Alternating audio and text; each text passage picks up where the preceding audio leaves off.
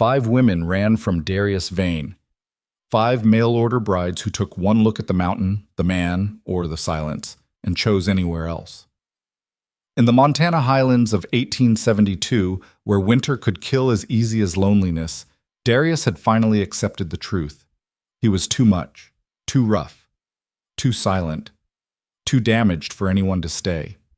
But when a 6th letter arrived, written by a woman who called herself unwanted, overlooked, and too much for the world, everything changed. This is their story. Stay until the end, hit that like button, and comment what city you're watching from so I can see how far this story travels. The first bride lasted 3 days. Darius Vane remembered her standing in the doorway of his cabin, pale fingers clutching a carpet bag like it might save her life. Her name was Margaret, or maybe Mary. He'd stopped trying to remember after the 3rd one left. She'd looked at the mountains pressing in from all sides, looked at the cabin that was more cave than home, looked at him with his scarred hands in silence, and she'd started crying. "I can't," she'd said, just that. "I can't." He'd paid for her passage back to Helena without a word. The second bride made it a week. She was tougher, he'd give her that. Lasted long enough to try cooking in his poorly ventilated kitchen, to scrub floors that didn't want scrubbing, to realize that the nearest neighbor was a day's ride through terrain that could kill a horse if you picked the wrong path. She left on a Tuesday, took the mule he'd offered, and didn't look back. The 3rd, 4th, and 5th blurred together in Darius's memory like faces seen through creek water. Different hair colors, different accents, same ending. Each one had answered his advertisement in the Helena newspaper. Mountain man seeks wife. Must be hardy, self-sufficient, unbothered by isolation. And each one had discovered that reading about isolation and living it were different animals entirely. Now it was October 1872, and Darius was alone again. Had been for 3 months, long enough that he'd stopped expecting the mail rider to bring anything but newspapers and the occasional letter from his brother in California, warning him he was wasting his life up here. Maybe he was. The cabin sat at 7,200 feet, carved into a granite shelf that overlooked a valley so beautiful it hurt to look at sometimes. Darius had built it himself over 2 years, hauling timber from below the tree line, chinking the walls with mud and moss, fitting the door so tight that wind couldn't slip through even when the storms came screaming down from the Canadian territories. He'd built it to last, built it for a life he'd imagined, a wife, children maybe, the kind of belonging he'd never had growing up in the mining camps where his father drank himself to death and his mother disappeared when he was 9. But belonging required people willing to stay, and apparently he wasn't the kind of man people stayed for. He was fixing the shed roof when he saw the rider coming up the pass. October sun slanted hard across the rocks, turning everything copper and gold, and for a moment the horse and rider looked like they were made of light. Then they came closer and resolved into solid things. Joey Marsh, the mail rider, on his aging buckskin mare. "Got something for you," Joey called as he reined in. He was 23 and talked too much, but he was reliable. Made the trip from Helena once a month, weather permitting, and never complained about the climb. Darius climbed down from the shed, hammer still in hand. "If it's another letter from Thomas telling me to come to California, you can burn it." "Nope." Joey swung down, digging into his saddlebag. Different kind of letter. Came through the bride service. Darius felt something cold settle in his chest. "I canceled that listing." "Well, this one must have been in transit before you did." Joey handed over an envelope, cream-colored paper, good quality. Might want to read it before you decide anything. He wanted to throw it in the fire, wanted to tell Joey to take it back, to inform whatever poor woman had written it that Darius Vane wasn't accepting applications anymore. But Joey was already mounting up, and the letter was in Darius's hand, and something about the handwriting on the front, strong, clear, unapologetic, made him hesitate. "Thanks for the climb," Darius said instead. "Don't mention it. See you next month if the snow holds off." Joey touched his hat and turned the mare back down the trail, and Darius was alone again with the letter in his hand and the wind starting to pick up from the north. Inside the cabin, he lit the lamp even though it was only 4 in the afternoon. October days were short this high up, and the light through the windows was already going thin and blue. He sat at the table he'd built from ponderosa pine, turned the envelope over twice, then finally opened it. The letter inside was 2 pages, written in the same strong hand. "Mr. Vane, I am writing in response to your advertisement, though I suspect by now you have given up on receiving serious replies. I do not blame you. The kind of life you describe is not one that most women, or most people, are suited for. I am not writing to convince you that I am perfect for it. I am writing because I have tried living in places where I was supposed to fit, and I have failed at every one of them. Darius stopped reading. Read that last line again. Failed at every one of them. He knew something about that. My name is Clara Hale. I am 31 years old. I have been called too tall, too opinionated, too independent, too difficult, and too much work. I have been fired from 3 teaching positions for refusing to soften my methods. I have been rejected from 2 marriage proposals because I would not pretend to be less than I am. I have spent the last year living with my sister in St. Louis, where I am reminded daily that I am an inconvenience, a burden, and a woman who has outlived her usefulness. I am writing because I read your advertisement and thought, here is a man who has also been told he is too much, too rough, too isolated, too unwilling to bend himself into shapes that do not fit. I am not romantic. I do not believe in fairy tales, but I do believe that there are people who do not belong in parlors and tea parties in cities where everyone smiles with teeth and judges with eyes. If you are still looking for someone, I will come. I do not expect comfort. I do not expect softness. I expect work, silence, and a life that is honest. If that is what you are offering, then I accept. Please respond only if you are certain. I have no money to waste on another failed attempt at fitting in. Sincerely, Clara Hale. Darius set the letter down, picked it up, read it again. Too much. He'd heard that his whole life. From the foreman at the mining camp who'd fired him for fighting, from the woman in Butte who'd liked him fine until she realized he wasn't going to move to town for her. From Thomas, his own brother, who'd said once, "You're too hard, Darius. You'll die alone up there because you can't bend even an inch." Maybe Thomas was right. Darius had tried bending, tried being less silent, less blunt, less himself. It hadn't worked. The brides had left anyway. But this woman, Clara Hale, she wasn't asking him to bend. She was saying she understood what it meant to be the wrong shape for the world. He sat there as the lamp burned lower and the wind rattled the door and the temperature dropped toward freezing. Outside, the valley was filling with shadows, the peaks going dark against a sky the color of gunmetal. Snow was coming. Another few weeks and the pass would be closed until April. If he was going to respond, it had to be now. He pulled out paper, ink, the pen he rarely used, stared at the blank page for a long time. Then he wrote 3 words. Come if certain. He addressed the envelope, sealed it, set it by the door for when Joey made his next run. Then he sat back and waited for the doubt to come, the voice that would tell him this was another mistake, another woman who would take one look and realize she'd made an error in judgment. But the doubt didn't come. Or if it did, it was quieter than the wind. 3 weeks later, the first snow hit. It came in hard and fast, the kind of storm that turned the world white and erased the trails.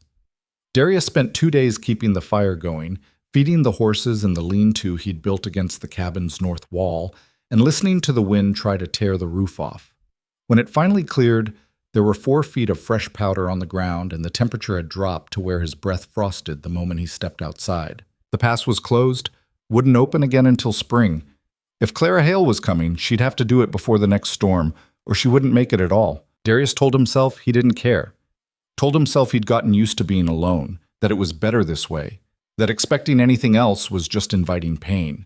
But he found himself watching the trail more than he needed to, found himself listening for hoofbeats under the wind, found himself thinking about what he'd say if she arrived.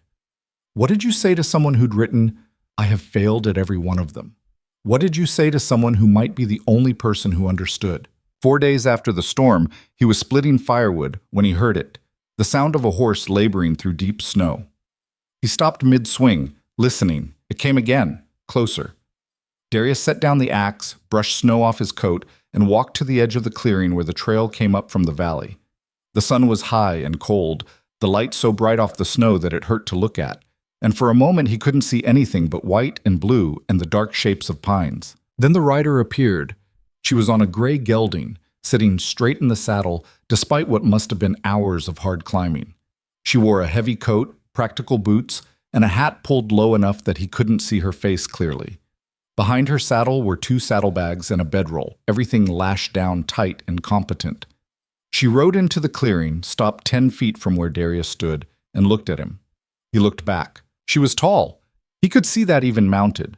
Taller than any of the other brides had been. Her face was angular, strong-boned, the kind of face that wouldn't be called beautiful in a parlor, but that suited the mountains. Her eyes were gray, or maybe blue, hard to tell in this light, and they studied him without flinching. "Darius Vane?" she said. Her voice was low, clear, unafraid. "That's right," he said. She nodded once, like she'd confirmed something. Then she dismounted, smooth, practiced, no hesitation, and stood facing him across the snow. She was nearly as tall as he was, maybe an inch shorter. The gelding snorted and stamped, tired from the climb. "Clara Hale," she said. "I got your letter." 3 words.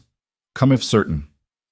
"You came," Darius said, and heard how stupid it sounded the moment it left his mouth. "I said I would." She glanced past him at the cabin, the shed, the lean-to with the horses watching from inside. "This is it?" "This is it."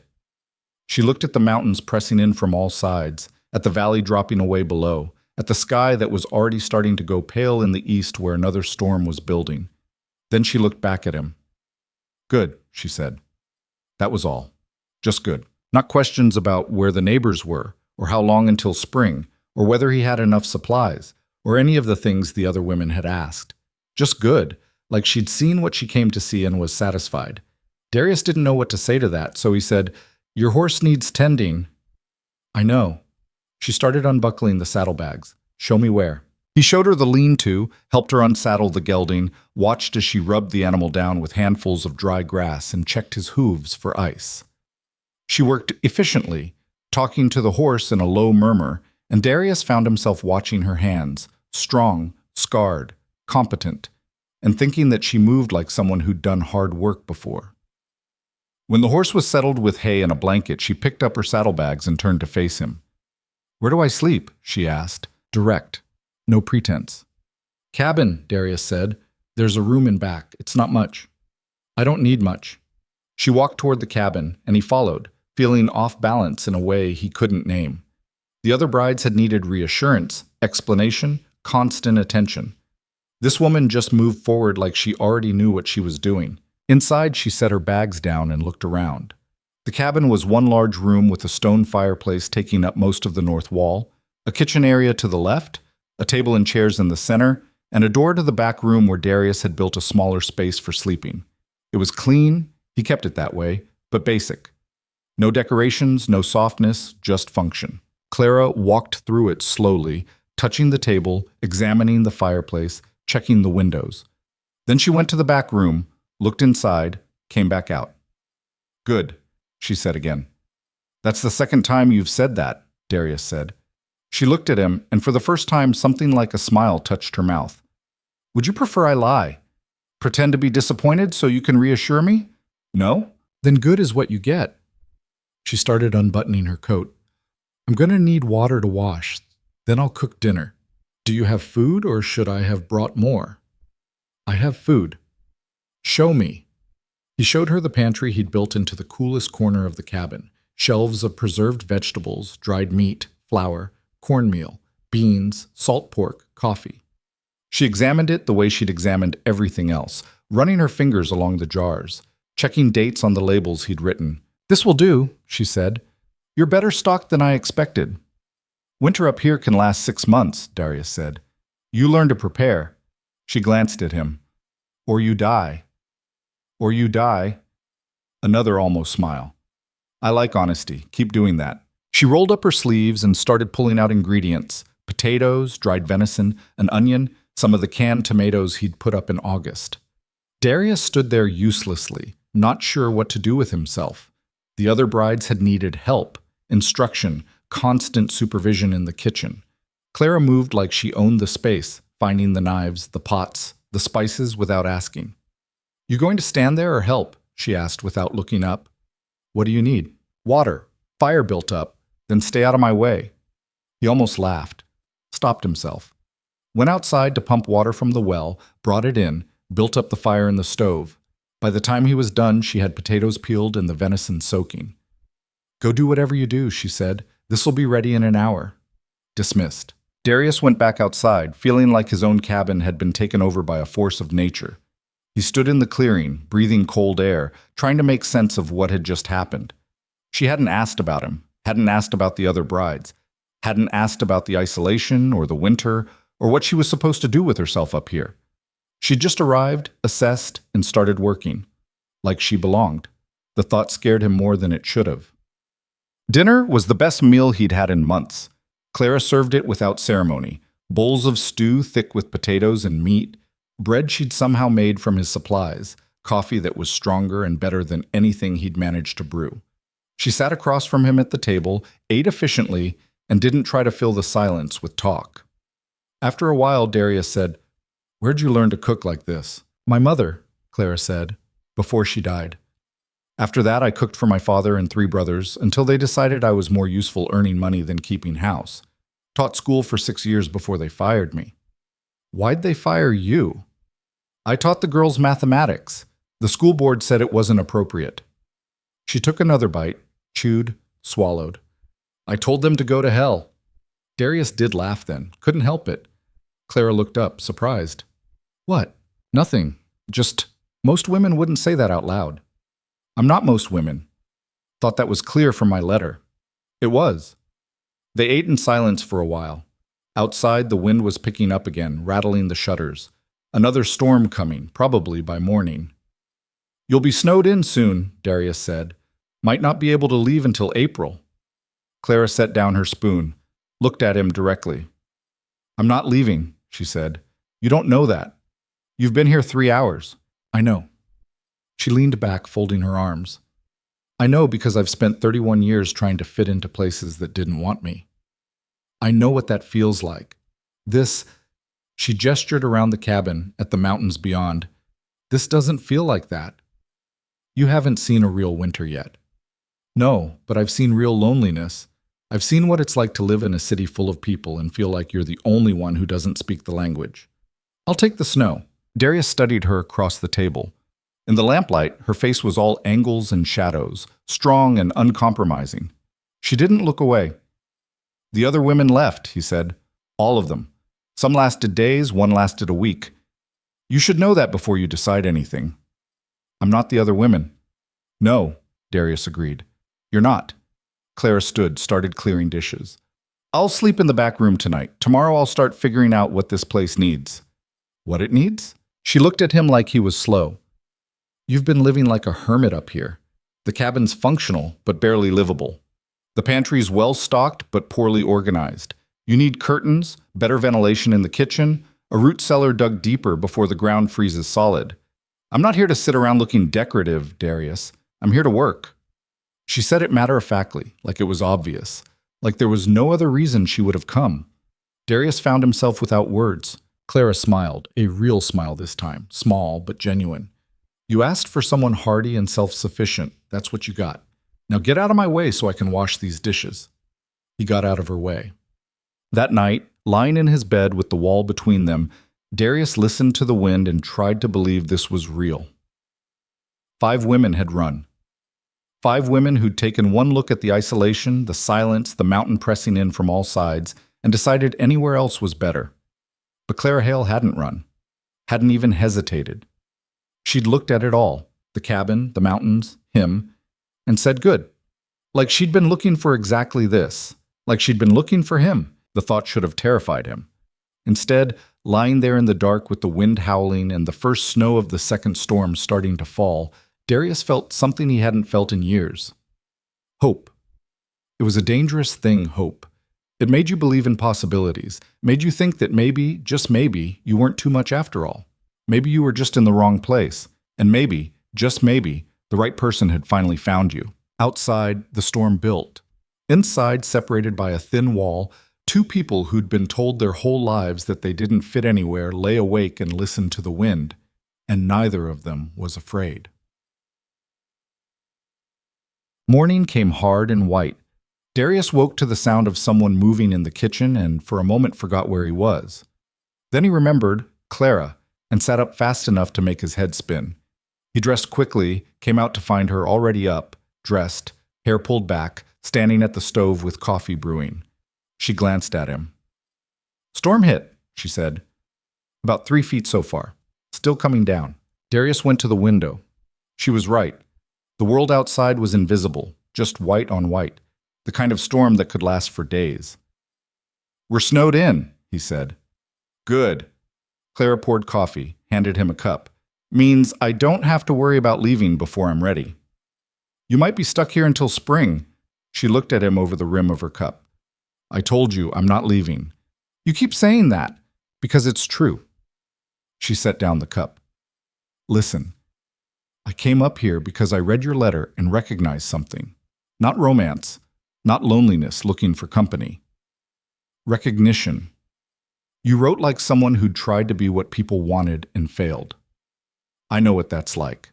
I've spent my whole life being too tall, too loud, too opinionated, too unwilling to smile when men said stupid things. I've been fired, rejected, and told repeatedly that I would die alone because I refused to make myself smaller." She stepped closer. "I didn't come here to make myself smaller, Darius. I came here because you didn't ask me to. Your letter said, hardy, self-sufficient, unbothered by isolation, not pretty, not obedient, not willing to keep quiet and look grateful. I'm here because this is the first place I've ever been invited to be exactly who I am." Darius stared at her. "You got all that from 3 words?" "I got that from the fact that you only wrote 3 words. Clara smiled, sharp and real. "Most men would have written paragraphs trying to convince me. You just said come if certain, like you respected me enough to know my own mind." "Do you?" Darius asked. "Know your own mind?" "Better than anyone I've ever met." The wind hammered against the walls. Snow built up against the windows, narrowing the light. Outside, the world was disappearing into white. Inside, 2 people stood in a cabin carved out of rock and stubbornness, and for the first time in years, neither of them felt alone. "All right," Darius said finally. "You want to stay? You stay. But you need to know what you're getting into. Winter up here is brutal. We might not see another person until April. Food runs low, you get sick of the same meals, cabin fever sets in. People go crazy." "People go crazy in cities too," Clara said. "At least here I'll have a reason." Despite himself, Darius smiled. Clara saw it. "There, that's better. You should do that more." "Do what?" "Smile. Makes you look less like you're about to murder someone." "I don't—" Darius stopped. "Do I really look like that?" "Little bit." Clara picked up her coffee again. "Don't worry. I've been told I look like I'm judging everyone in the room. We'll be a matched set." And just like that, the tension broke. Darius found himself laughing, actually laughing, for the first time in months. Clara grinned at him, and he saw the woman behind the strong jaw and the direct stare. The person who'd been told she was too much and decided to own it instead of apologizing. "All right," he said. "What do you want to do first?" Clara looked around the cabin. "Curtains. Definitely curtains. Then I'm reorganizing this pantry. After that, we'll see. We're snowed in. You don't have to—" "I know I don't have to. I want to." She set down her cup. "This is my home now, Darius. I'm going to make it feel like one." My home. She'd said it so simply, like it was already decided, like there was no question. Darius wanted to argue, wanted to warn her that it was too soon, that she hadn't seen a real winter yet, that she might change her mind when the isolation really set in.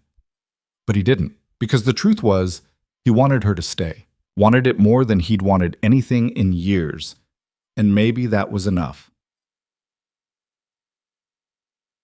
The storm lasted 3 days. During that time, Clara transformed the cabin. She made curtains out of old fabric she found in his supplies, hung them so the windows didn't look so bare. She reorganized the pantry by type and season, labeling everything in her clear, strong handwriting. She cleaned corners Darius hadn't touched in months, found ways to make the space feel bigger, warmer, more lived in. And she talked. Not constantly. She wasn't that type. But when she worked, she'd tell stories about her life before, about teaching school in 3 different towns and being fired from all of them for refusing to pretend the girls were less capable than the boys, about her father who'd loved her but never understood her, about her sister in St. Louis, who'd made it clear that Clara was a burden, a spinster, a woman who'd failed at her only job. "She said I should have married young," Clara said one afternoon, while she was mending one of Darius's shirts. Should have taken the first man who asked and been grateful. Didn't matter if he was cruel or stupid or boring, just that he asked. Why didn't you? Darius asked. Clara looked up from her sewing. Would you have married someone who didn't understand you? Someone who wanted you to be less than you were? No. Then you know why. She went back to the shirt. I'd rather be alone than be with someone who made me feel more alone. Darius understood that, had lived it. What about you? Clara asked. Why the mail-order brides? Why not find someone in Helena or Butte? Tried that, Darius said. Didn't work. Women in town want a man who'll move to town. I'm not that man. Why not? He gestured at the windows, at the mountains beyond. This is where I fit. Towns feel wrong. Too many people, too much noise, everyone watching everyone else. Up here I can breathe. Clara nodded like she understood exactly what he meant. My sister used to say I needed to learn to breathe smaller, take up less space, talk less, want less. She bit off a thread. I told her I'd rather suffocate. That why you left? That's why I answered your letter. She held up the shirt, examining her work. I was suffocating in St. Louis, drowning in a city full of people. Your advertisement was the first thing I'd read in years that felt like air. She handed him the shirt. It was perfectly mended, the stitches small and even. Thank you, Darius said. Don't thank me. I'm not doing this for you. I'm doing it because I can't sit still. But she smiled when she said it, and Darius realized something. She was happy here. Actually happy. Not pretending, not making the best of things, but genuinely content in a way he hadn't seen in any of the other women who'd come. The thought scared him and thrilled him in equal measure. On the fourth day, the storm broke. Darius woke to silence, the kind of deep, absolute silence that only came after days of wind. He went to the window and looked out at a world transformed. 4 feet of fresh snow covered everything, the drifts piled high against the cabin walls, the trees bowed under the weight. The sky was clear and painfully blue, the kind of blue that hurt to look at. Behind him, he heard Clara getting up. It stopped, she said. Yeah. She came to stand beside him at the window, and they looked out together at the white world. It's beautiful, Clara said quietly. It's deadly, Darius said. That much snow, the trails are impassable. We won't see anyone until spring now. He waited for her to panic, to realize what she'd gotten herself into. Instead, Clara said, Good. Darius looked at her. Good? She met his eyes. I told you, Darius, I'm not leaving. Not in a week, not in a month, not when the snow melts. I'm here. The sooner you accept that, the easier this will be. You don't know what you're saying. 6 months of winter, just the two of us? I know exactly what I'm saying. Claire's voice was steady, certain. I came here because I was tired of pretending to fit into spaces that were too small. This, she gestured at the snow, the mountains, the vast white silence. This is big enough. Finally. Darius wanted to argue, wanted to list all the reasons this was a bad idea, all the ways it could go wrong. But standing there with her in the cold morning light, looking at the mountains that had been his only companions for years, he couldn't find the words. Because she was right. This was big enough. And maybe, just maybe, so were they. All right, he said finally. Then we'd better get to work. Snow like this, we'll need to dig out the lean-to, check on the horses, make sure the shed roof didn't collapse. Clara nodded. I'll start breakfast. You get the shovels. They moved apart, each to their tasks, and Darius felt something shift inside him, a settling, like a foundation finding solid ground. This was real. She was staying. And for the first time since the first bride had fled, Darius let himself believe it might actually work. Quote, the days that followed fell into a rhythm. Mornings, they worked together, feeding animals, hauling wood, checking the snow load on the roof. Clara was strong, stronger than she looked, and she didn't shy away from the hard work. She shoveled snow, carried water, helped him reinforce the lean-to when the weight started to bow the supports. Afternoons, they worked separately. Darius would check his trap lines when the weather allowed or work on repairs in the shed. Clara would cook, mend, organize, always finding something that needed doing. She moved through the cabin like she'd lived there for years, like she'd always been there. Evenings, they ate together. And slowly, carefully, they started to talk. Not about the future. Neither of them was ready for that yet. But about the past. About the people they'd been before they found this mountain. Darius told her about the mining camps, about his father who'd worked himself to death, and his mother who'd abandoned him, about growing up rough and learning early that the world didn't owe you gentleness. He told her about the fights he'd gotten into, the jobs he'd lost, the woman in Butte who'd wanted him to be something he wasn't. Clara told him about her mother who'd died when she was 12, about taking over the household and raising her brothers while her father worked, about discovering she loved teaching and being good at it, only to be punished for it, about proposal after proposal from men who wanted a housekeeper, not a partner, and her refusal to settle for less than she deserved. I scared them, she said one night over dinner. Not because I was cruel or difficult, because I wouldn't pretend to need them. That's not scary, Darius said. That's honest. Most men don't want honesty. They want compliance. I'm not most men, Clara smiled. No, you're not. The silence that followed wasn't uncomfortable. It was something else, something neither of them had words for yet.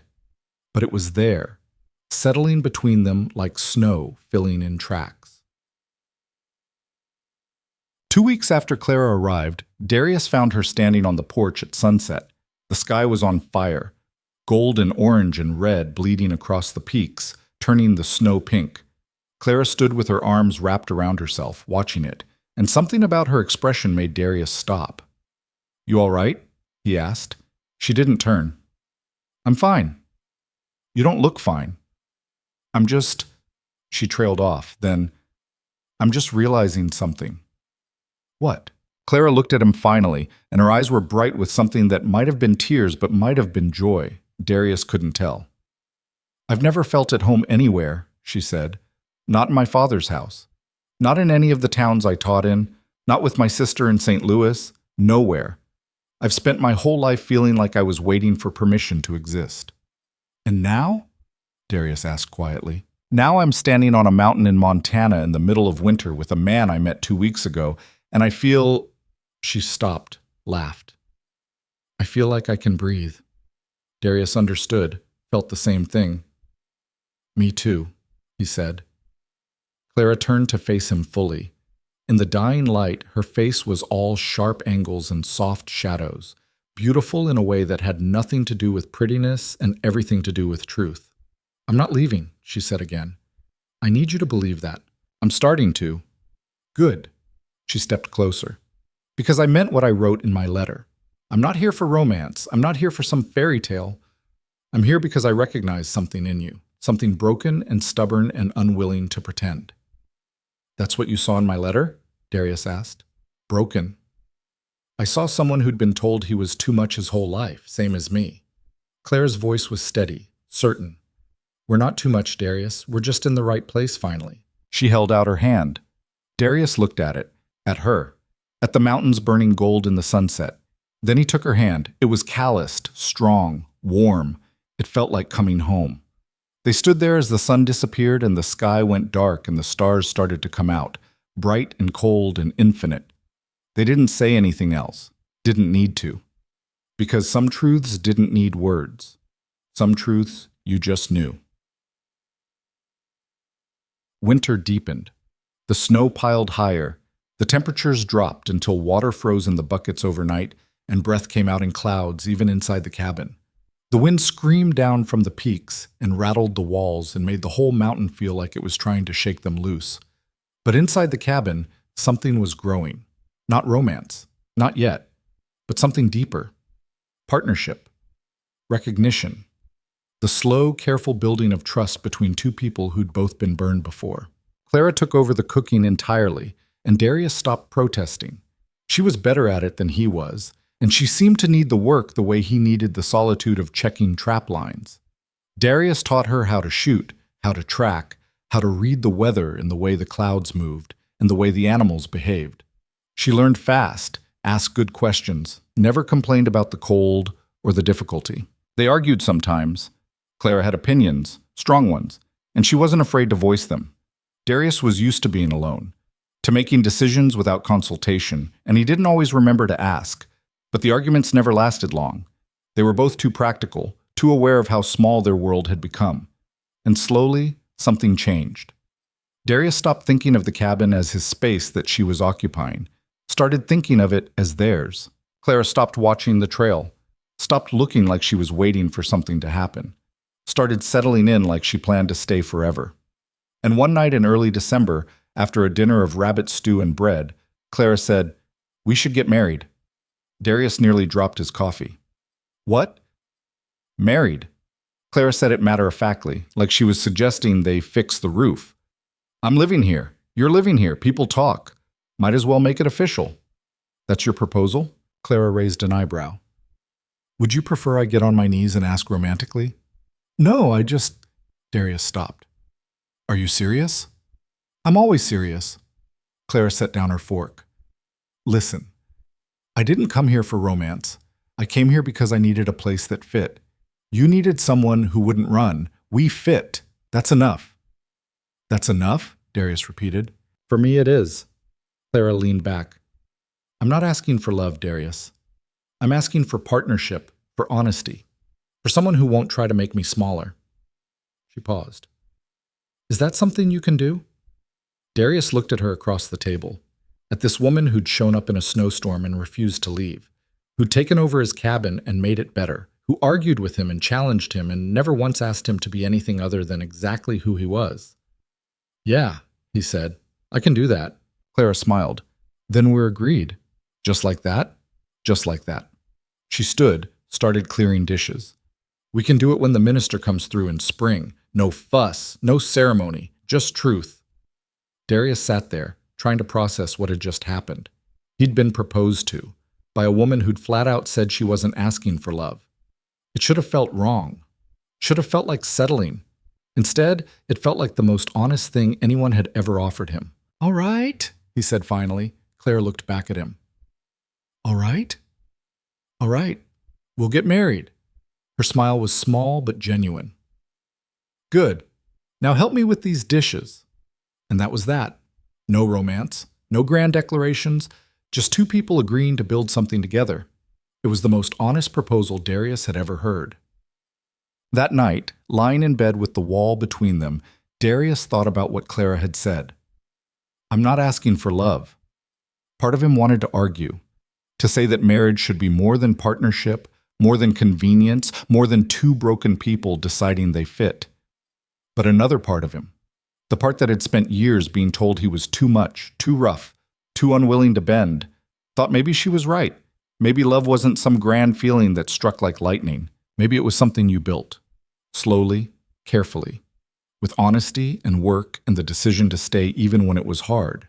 Maybe that was more real than anything he'd ever felt before. In the other room, he heard Clara moving, settling in for sleep. And Darius realized something. He didn't want her to leave. Not in spring. Not ever.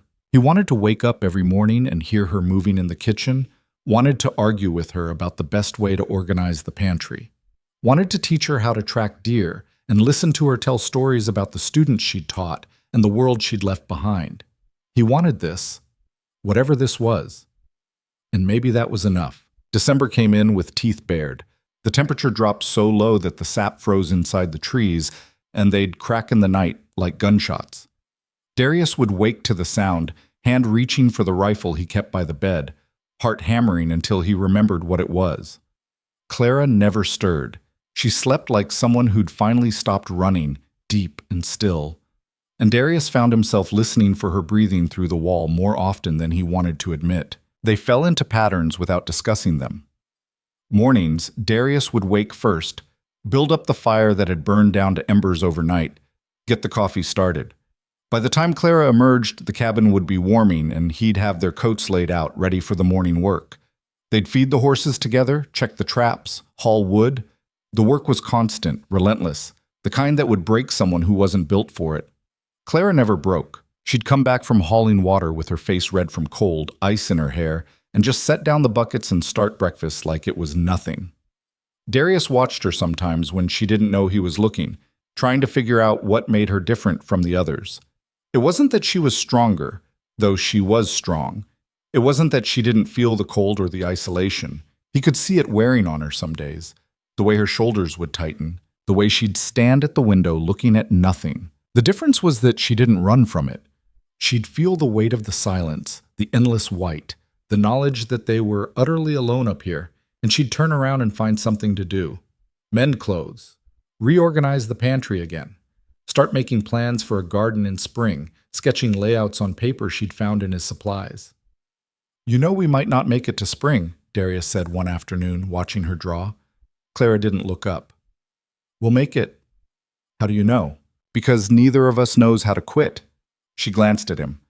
"That's what we have in common. We're both too stubborn to die." She wasn't wrong. 2 days before Christmas, not that either of them was celebrating, the worst storm yet rolled in from the north. Darius saw it coming, that line of black clouds that meant serious trouble, and spent the afternoon securing everything he could. Clara helped without being asked, moving quickly and efficiently, tying down the shutters, bringing in extra wood, filling every container they had with water in case the well froze solid. By nightfall, the storm hit.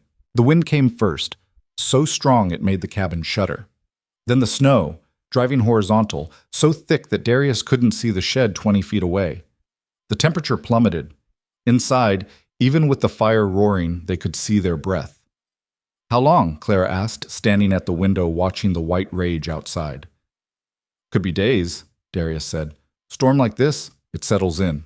Clara nodded, absorbing this. She didn't look scared, just thoughtful, like she was calculating supplies and time. "We have enough food?" she asked. "Yeah." "Wood?" "Enough for a week if we're careful." "Then we'll be fine." She turned away from the window. Nothing to do but wait it out. But waiting turned out to be harder than working. By the second day, the cabin felt smaller. The wind never stopped, a constant howl that got into your head and stayed there. The walls creaked. The roof groaned under the weight of snow. Darius found himself pacing, restless energy with nowhere to go. Clara handled it better, but even she started to show strain. She cleaned things that didn't need cleaning, reorganized shelves she'd already organized, cooked meals that were more complicated than they needed to be, just to have something to occupy her hands.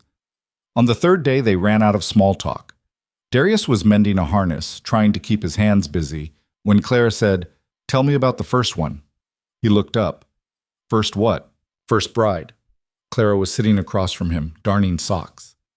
"You said 5 of them left. I want to know why." Darius set down the harness. "Why does it matter?" "Because I'm here and they're not. I want to know what I'm doing differently." It was a fair question, even if Darius didn't want to answer it. "Margaret," he said finally. "She was the first, lasted 3 days, took one look at this place and started crying, said it was too empty, too quiet, too far from everything, said I was—" He stopped. "Said you were what?" Clara prompted. "Too hard, too silent." Scared her. Darius picked up the harness again, not looking at Clara. "She said living with me was like living with a bear that might turn on her at any moment." Clara snorted. "She sounds dramatic." "Maybe. But she wasn't wrong. I'm not—" Darius struggled for words. "I'm not easy to be around. I know that." "You're fine to be around," Clara said. "You're just quiet. There's a difference." The second one didn't think so. She lasted a week, kept trying to get me to talk more, tell her what I was thinking. Got frustrated when I didn't. He tied off a knot harder than necessary. "She said living with me was like living with a ghost." "What about the others?" "Third one left because she was bored. Nothing to do, no one to talk to except me, no entertainment. Said she felt like she was going crazy." Darius moved to the next section of harness. "Fourth one left because of the winter. First big storm came and she panicked. Said she couldn't handle being trapped up here." "Fifth one, Elizabeth. She lasted the longest. Almost 2 months." Clara looked up at that. "What happened?" "She tried." Darius met Clara's eyes. "Really tried. Cooked, cleaned, kept busy. But I could see it wearing on her. Every day she'd look at me like she was waiting for me to become someone else. Someone warmer, more talkative, more, I don't know, human, maybe." "You're human," Clara said. Didn't feel like it to her. Darius set down the harness entirely. The day she left, she said, "I can't be married to someone who doesn't need me." And she was right. I don't need someone to take care of me. I need He stopped, not sure how to finish. You need someone who can stand on their own, Clara finished for him. Someone who doesn't mistake silence for rejection. Someone who understands that being alone together is different from being lonely. Darius stared at her. Yeah, that. Clara went back to her darning. That's why I'm still here and they're not. I don't need you to perform for me. Don't need you to be something you're not. I just need you to be honest and pull your weight. You do both of those things. That's enough for you? More than enough. She bit off a thread. My father once told me that I'd never find a husband because I didn't know how to make a man feel needed. I told him I didn't want a man who needed me to pretend to be helpless just to make him feel important. Darius almost smiled. Betty loved that. He stopped talking to me for a week. Clara held up the sock, examining her work. But he was wrong. I don't need to make you feel important. You do important work. You keep us alive up here. That's worth more than any amount of flattery or performance. It was the most matter-of-fact declaration of respect Darius had ever heard, and it hit him harder than any romantic speech could have. You're not like anyone I've ever met, he said. Clara looked at him, something sharp and bright in her eyes. Neither are you. That's the point. Outside, the wind howled. Inside, something settled between them that was bigger than the storm. The fourth day, the storm finally broke. Darius woke to silence. Real silence. Not just a pause in the wind, and knew it was over. He got up, went to the window, looked out at a world buried under 6 feet of fresh snow. The drifts were piled so high against the north wall that they nearly reached the roof. The shed was completely buried except for the peak. The lean-to was invisible. That's a lot of snow, Clara said from behind him. Darius turned. She was already dressed, hair pulled back, ready to work. Yeah, he said. Going to take days to dig out. Then we'd better get started. They worked all day, shoveling snow that was so light and dry it flew away in clouds with each scoop. Darius dug out the lean-to first, worried about the horses. They were fine, nervous but unharmed, huddled together for warmth. He got them fed and watered while Clara started on the path to the shed. By nightfall, they'd cleared enough to move around safely, but the work was far from done. They came inside exhausted, snow-covered, muscles aching. I'm getting too old for this, Clara said, collapsing into a chair. You're 31, Darius said. Exactly, too old. But she was smiling when she said it. Darius made dinner that night, his turn, and Clara didn't argue. Just sat at the table and watched him work, and he found he didn't mind. There was something comfortable about it, the quiet companionship, the absence of expectation. After dinner, Clara said, I've been thinking about the wedding. Darius looked up from washing dishes. Yeah? Spring's a long way off. Minister might not come until May. She stood, came to stand beside him at the basin. I don't want to wait that long. Why not? Because I'm already here, already living with you, already committed to this. Clara grabbed a towel, started drying the dishes he washed. Waiting for some official blessing seems, I don't know, dishonest. Darius handed her a plate. What are you suggesting? We do it ourselves, now, just us. Clara set the plate down. No ceremony, no witnesses, just the two of us making promises we intend to keep. It should have sounded crazy. Should have sounded like something desperate people did. Instead, it sounded right. You want to get married, Darius said slowly. In the middle of winter, in a cabin on a mountain with no one here but us. Yes. Why? Clara looked at him directly. Because I don't want to wait anymore. I've spent my whole life waiting, waiting to be wanted, waiting to fit somewhere, waiting for permission to be myself. I'm done waiting. She paused. Unless you want to wait. Darius thought about it. Thought about all the reasons they should wait, the traditional reasons, the practical reasons, the sensible reasons. Then he thought about standing in this cabin with this woman who'd refused to run, who'd stayed through storms and silence and his own rough edges, and he couldn't think of a single reason that mattered. No, he said. I don't want to wait either. Clara's smile was small but fierce. Then let's do it. They got married on the porch the next morning. There was no minister, no witnesses, no formal ceremony. Just the two of them standing in the cold dawn with the mountains burning gold around them and the snow glittering like broken glass. Darius had cleaned up as best he could, shaved, put on his one good shirt, combed his hair back. Clara had braided her hair and wore a dark blue dress he'd never seen before, one she must have brought in her saddlebags. They stood facing each other, and for a moment neither of them spoke. Then Clara said, "I don't know the right words for this." "Neither do I," Darius admitted. "Then we'll make them up." She held out her hands, and he took them. Her fingers were cold, calloused, strong. "I promise to stay, to work, to be honest even when it's hard, to never ask you to be less than you are." Simple promises. Practical ones. Nothing about love or forever or any of the things wedding vows were supposed to include. But they were true, and that was more important. Darius looked at her, this woman who'd shown up in a snowstorm and refused to leave, who'd taken over his cabin and made it a home, who challenged him and frustrated him and made him feel less alone than he'd ever felt in his life. "I promise to keep you safe," he said, "to share what I have, to listen when you talk and not expect you to fill the silence when I don't, to let you be exactly who you are." Clara's eyes were bright. "Good enough?" "Better than good." They stood there for a moment longer, hands clasped, breath frosting in the cold air. Then Darius said, "Are we married now?" "I think so," Clara said, "unless there's supposed to be more." "I don't know. Never done this before." Clara laughed. Actually laughed, the sound bright and unexpected in the cold morning. "Neither have I." And just like that, they were married. No kiss. Neither of them moved to make it romantic. Just a moment of acknowledgement, a settling, and then Clara said, "I'm freezing. Let's go inside." They went inside. Darius made coffee while Clara changed back into her work clothes. When she came out, she looked the same as always, hair pulled back, sleeves rolled up, ready to tackle whatever the day brought. Except now she was his wife. The thought was strange, foreign, but not unwelcome. "So," Clara said, accepting a cup of coffee, "what do married people do?" Darius almost laughed. "Same thing we've been doing, I guess." "Good, because I was planning to reorganize the shed today, and I'd hate to have to cancel." "You want to reorganize the shed on your wedding day?" Clara looked at him like he was being slow. "Would you prefer I sit around looking decorative?" "No." "Then the shed it is." She finished her coffee, set down the cup.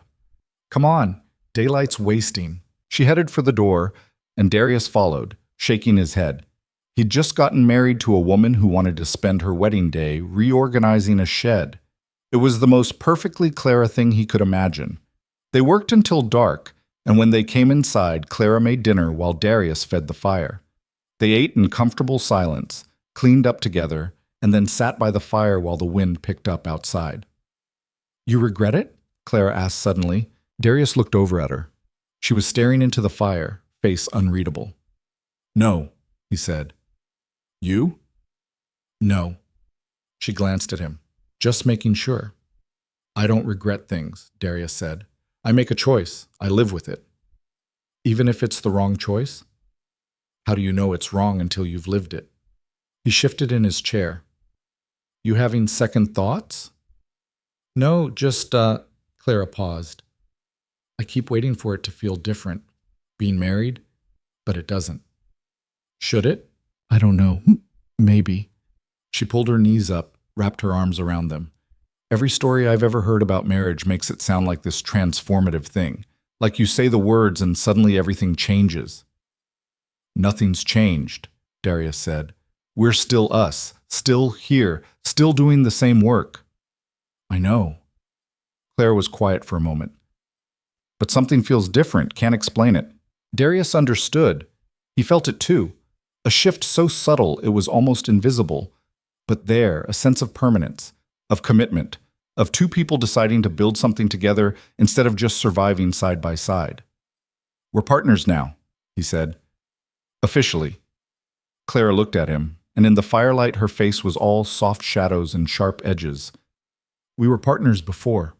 Not like this." "No," Clara agreed. "Not like this." They sat in silence, watching the fire burn down. Outside, the wind rattled the shutters, but inside it was warm.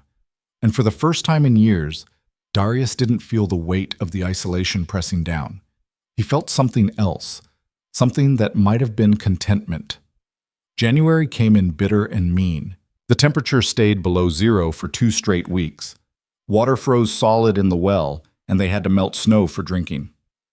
The horses huddled in the lean-to, burning through hay faster than Darius had planned. Supplies started to run lower, not dangerously low yet, but low enough that he found himself calculating, rationing, planning. Clara noticed. She always noticed. "We're going to make it," she said one morning, watching him count the remaining flour. "I know." "Then stop looking like we're not." Darius set down the sack. "I'm just being careful." "You're being anxious." Clara came to stand beside him, looking at the pantry. "We have enough, and if we don't, we'll figure it out." "How?" She looked at him. "The same way we figured out everything else. Together." It was such a simple statement, but it hit Darius like a physical thing. Together. Not him solving problems while she watched. Not her managing the household while he handled the outside. Together. Partners. "All right," he said. "Together." Clara smiled, squeezed his shoulder, and went back to making breakfast. 2 weeks later, they hit their first real fight. It started small. Darius came in from checking the traps to find Clara rearranging the entire main room. "What are you doing?" he asked. "Making it better," Clara said, shoving the table toward the window. It was fine where it was. It was blocking the light. She straightened, hands on hips. "Table by the window, we can eat with a view. Chairs by the fire, we can sit comfortably in the evening. Makes more sense." "You didn't ask." Clara's eyes narrowed. "I didn't realize I needed permission to arrange furniture in my own home. It's been arranged that way for 3 years. And it's been wrong for 3 years." She turned back to the table. "Help me move this or get out of the way." Darius stood there, frustration building. It wasn't about the table. He didn't care where the table was. It was about coming home to find things changed, rearranged, taken over. "This is still my cabin," he said. Clara stopped, turned slowly to face him. "Your cabin," she repeated, voice dangerously quiet.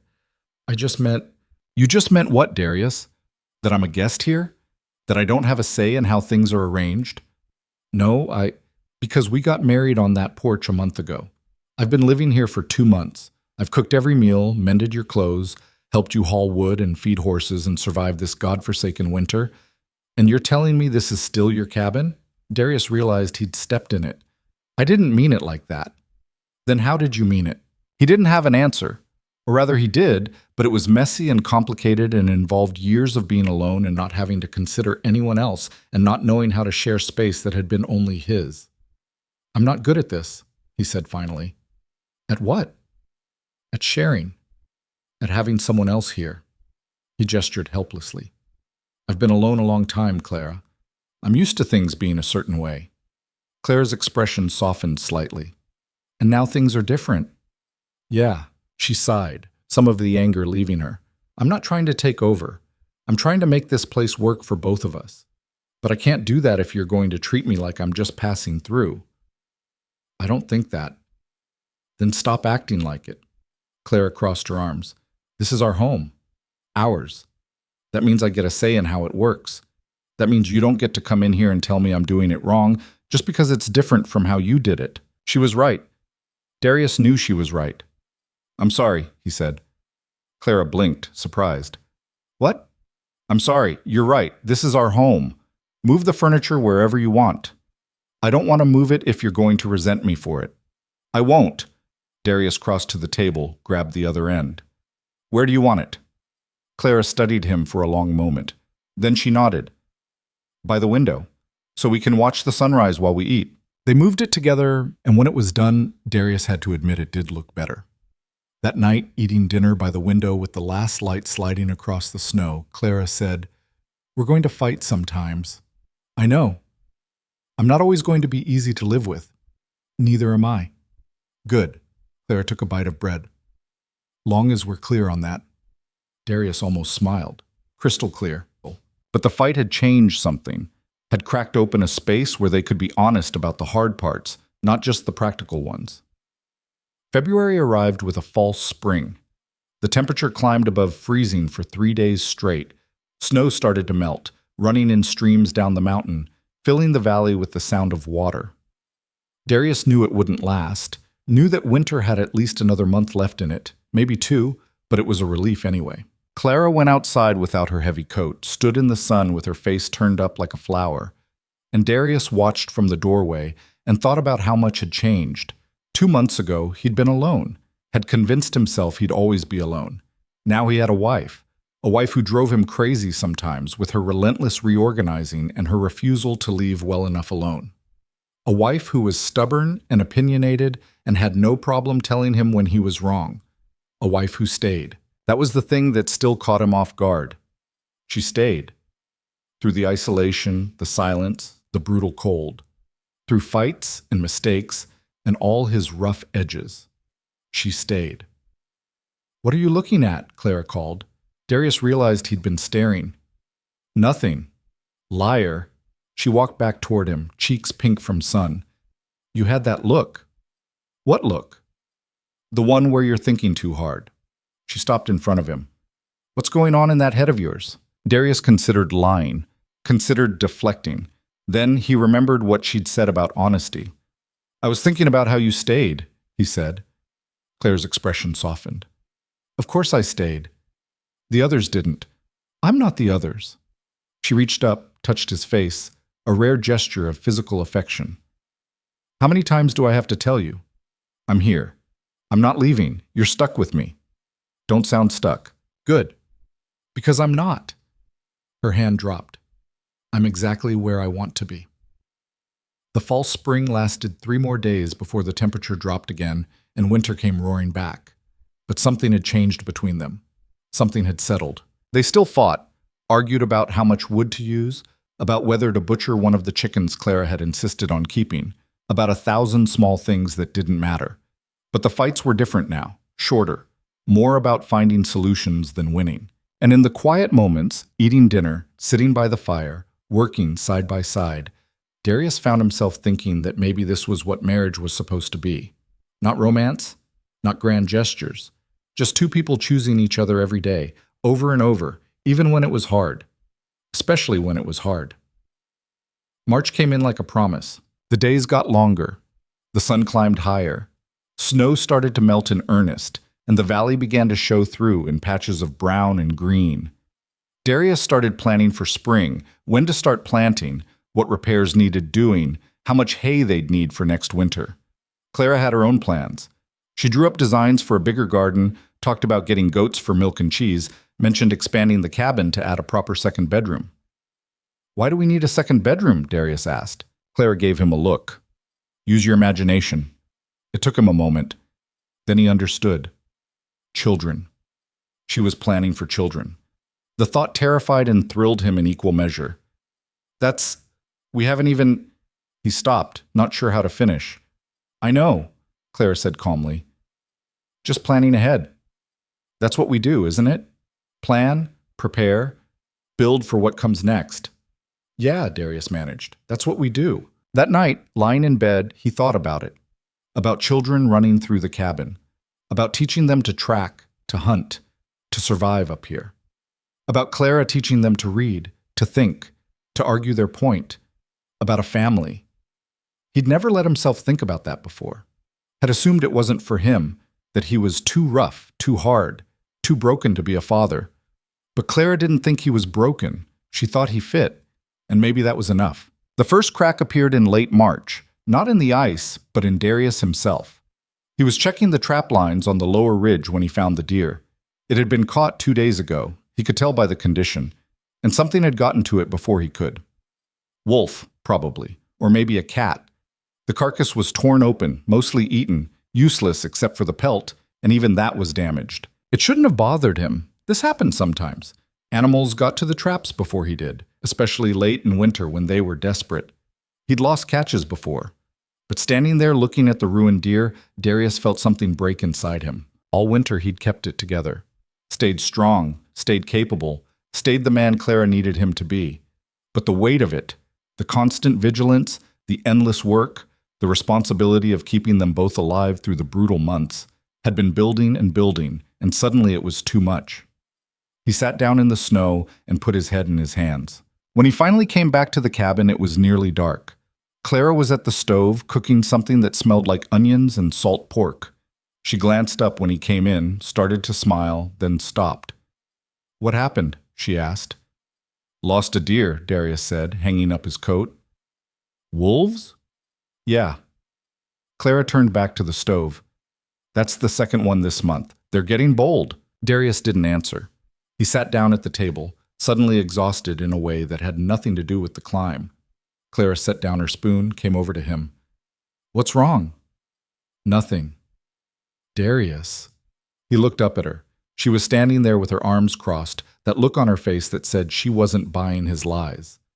I'm tired, he said finally. We're all tired. It's been a long winter. No, I mean... He stopped, trying to find words for something he'd never tried to name before. I'm tired of being the one who has to know everything. How to fix the roof, how to read the weather, how to keep us alive. I'm tired of feeling like if I make one mistake, one wrong choice, we both die up here. Clara pulled out a chair, sat down across from him. You're not the only one keeping us alive. I know that, but... Darius rubbed his face. You ever feel like you're just one bad day away from everything falling apart? Every day, Clara said quietly. He looked at her, surprised. You think I don't feel it? She continued. The weight of it? Every time you go out to check those traps, I wonder if you're going to come back. Every storm, I calculate supplies and wonder if we'll make it. Every night I lie there and think about what happens if you get hurt, if I get sick, if something goes wrong and we're up here alone with no help coming. You never said anything.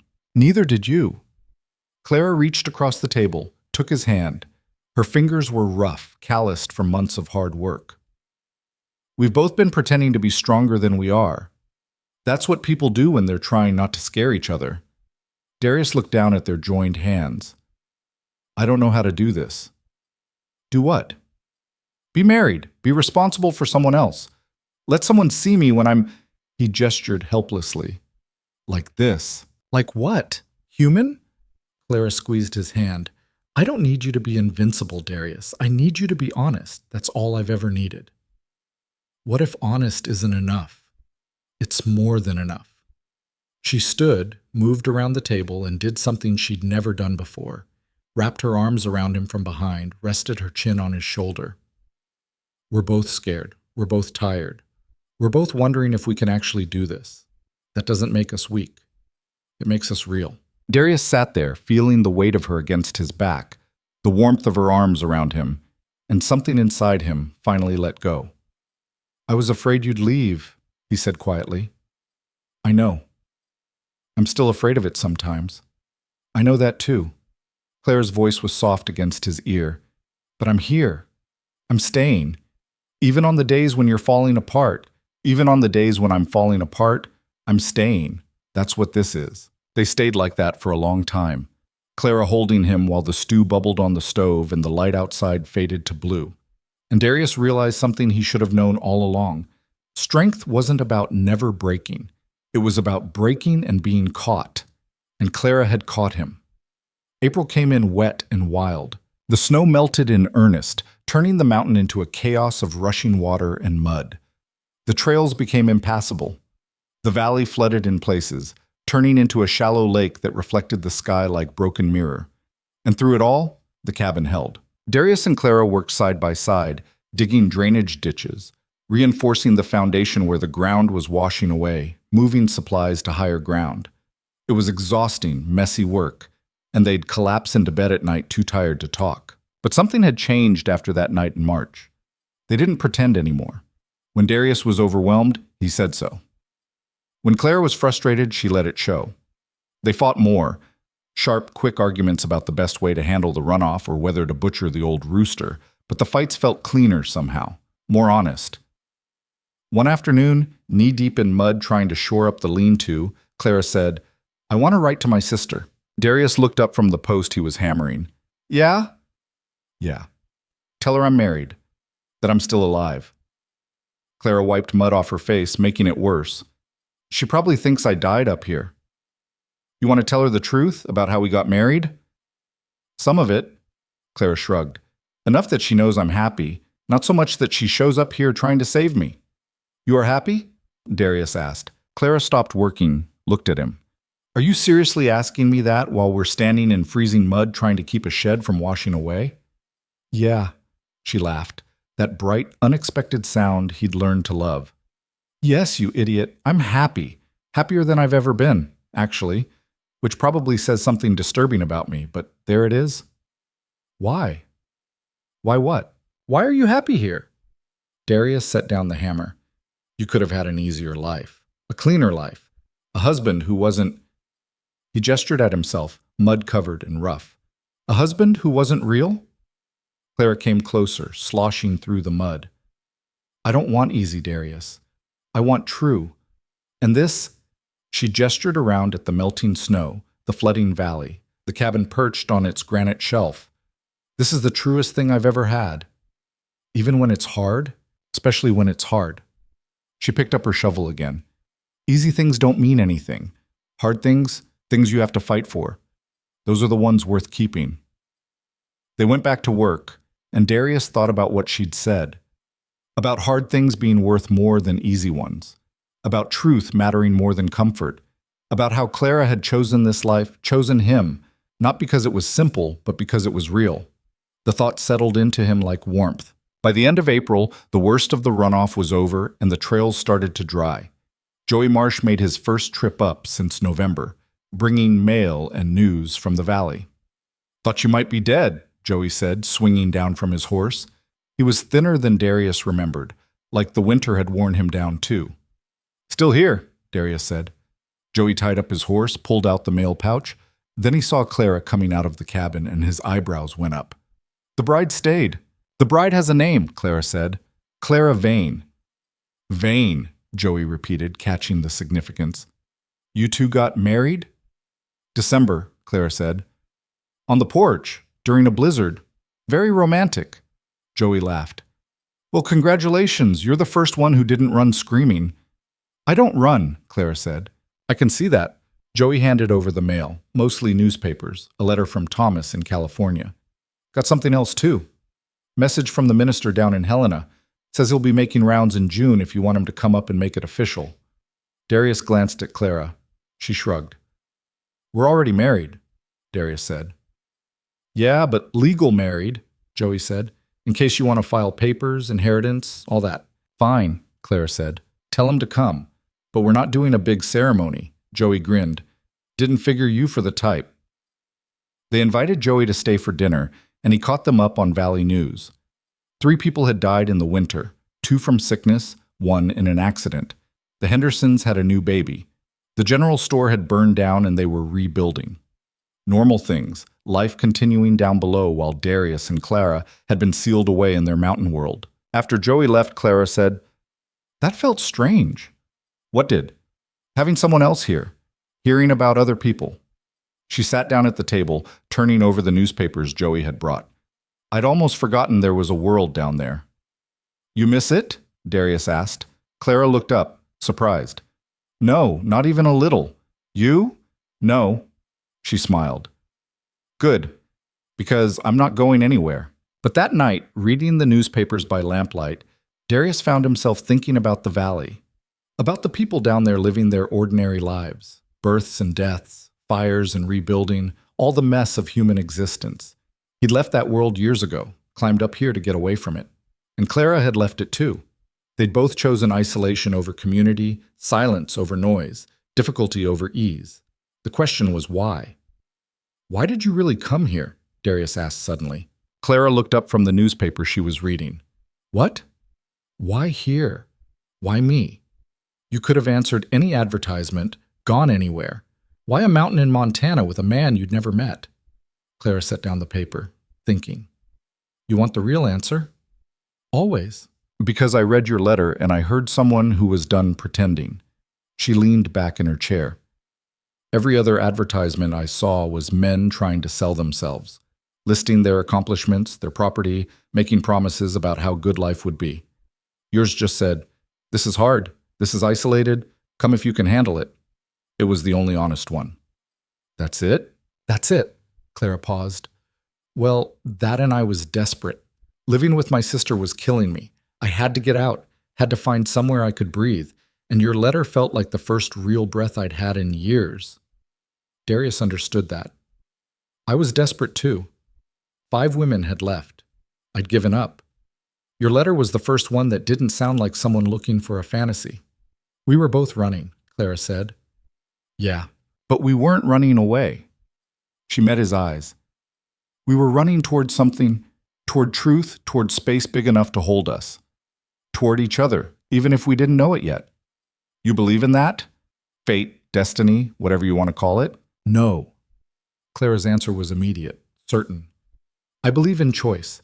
I believe you wrote an honest letter, and I chose to answer it. I believe I showed up and you chose to let me stay. I believe we keep choosing each other every day, and that's better than any destiny. She stood, came around the table, and held out her hand. Darius took it, let her pull him up. Come on, she said. Let's go watch the sunset. They went out to the porch, stood side by side watching the light turn the mountains gold and red and purple. The valley below was green now, spring having finally won its battle with winter. Birds were singing, water was rushing, the world was waking up. And Darius realized something. They'd survived. Not just survived, they'd built something. A life, a partnership, a home. They'd taken two broken people who didn't fit anywhere else and made a space where both of them belonged. I love you, he said. The words surprised him as much as they surprised Clara.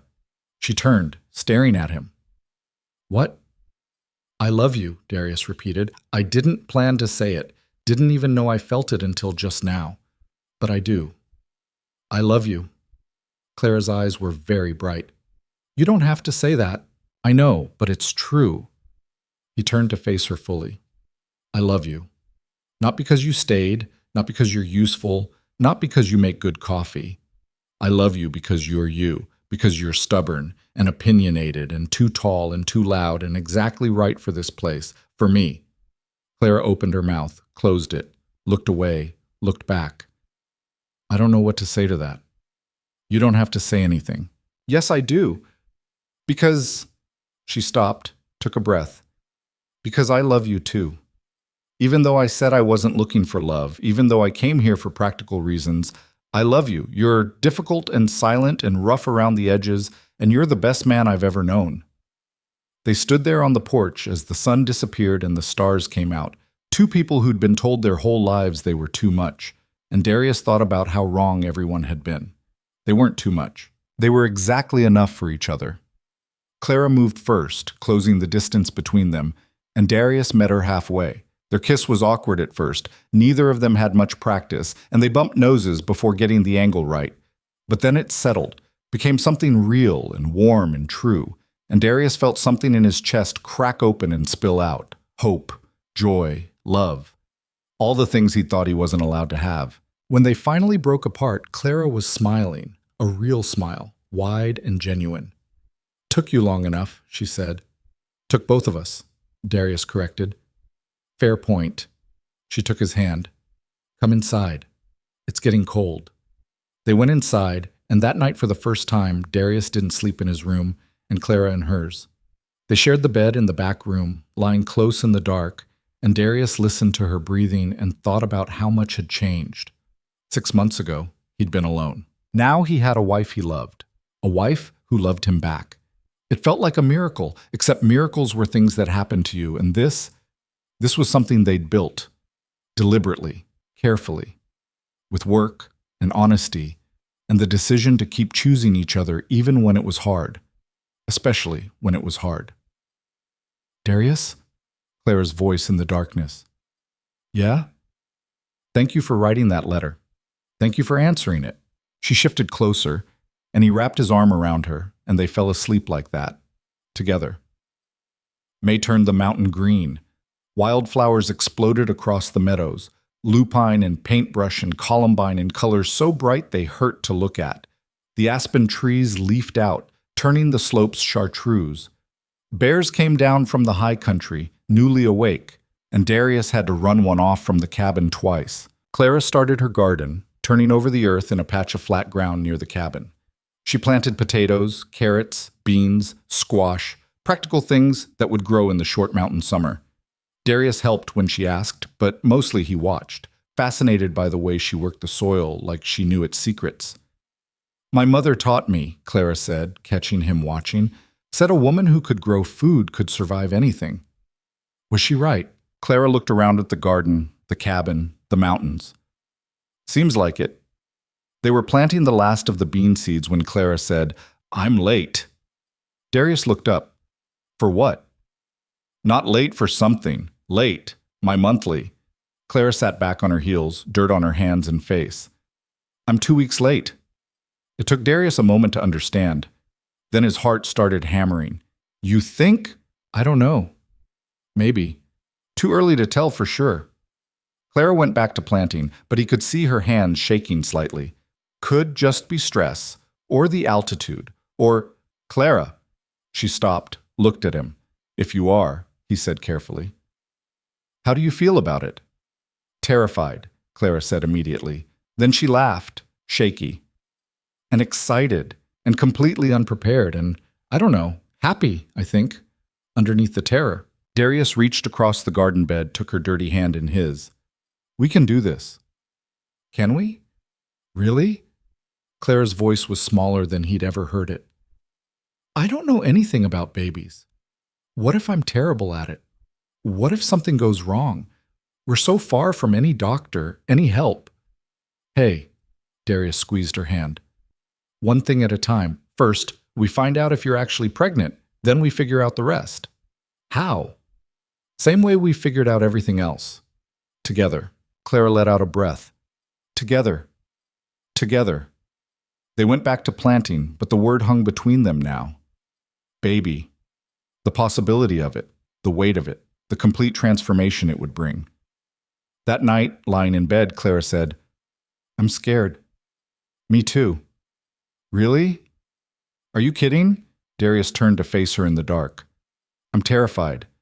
I don't know how to be a father. Don't know how to keep a baby alive up here. Don't know how to be the man a child needs. You'll figure it out. How do you know?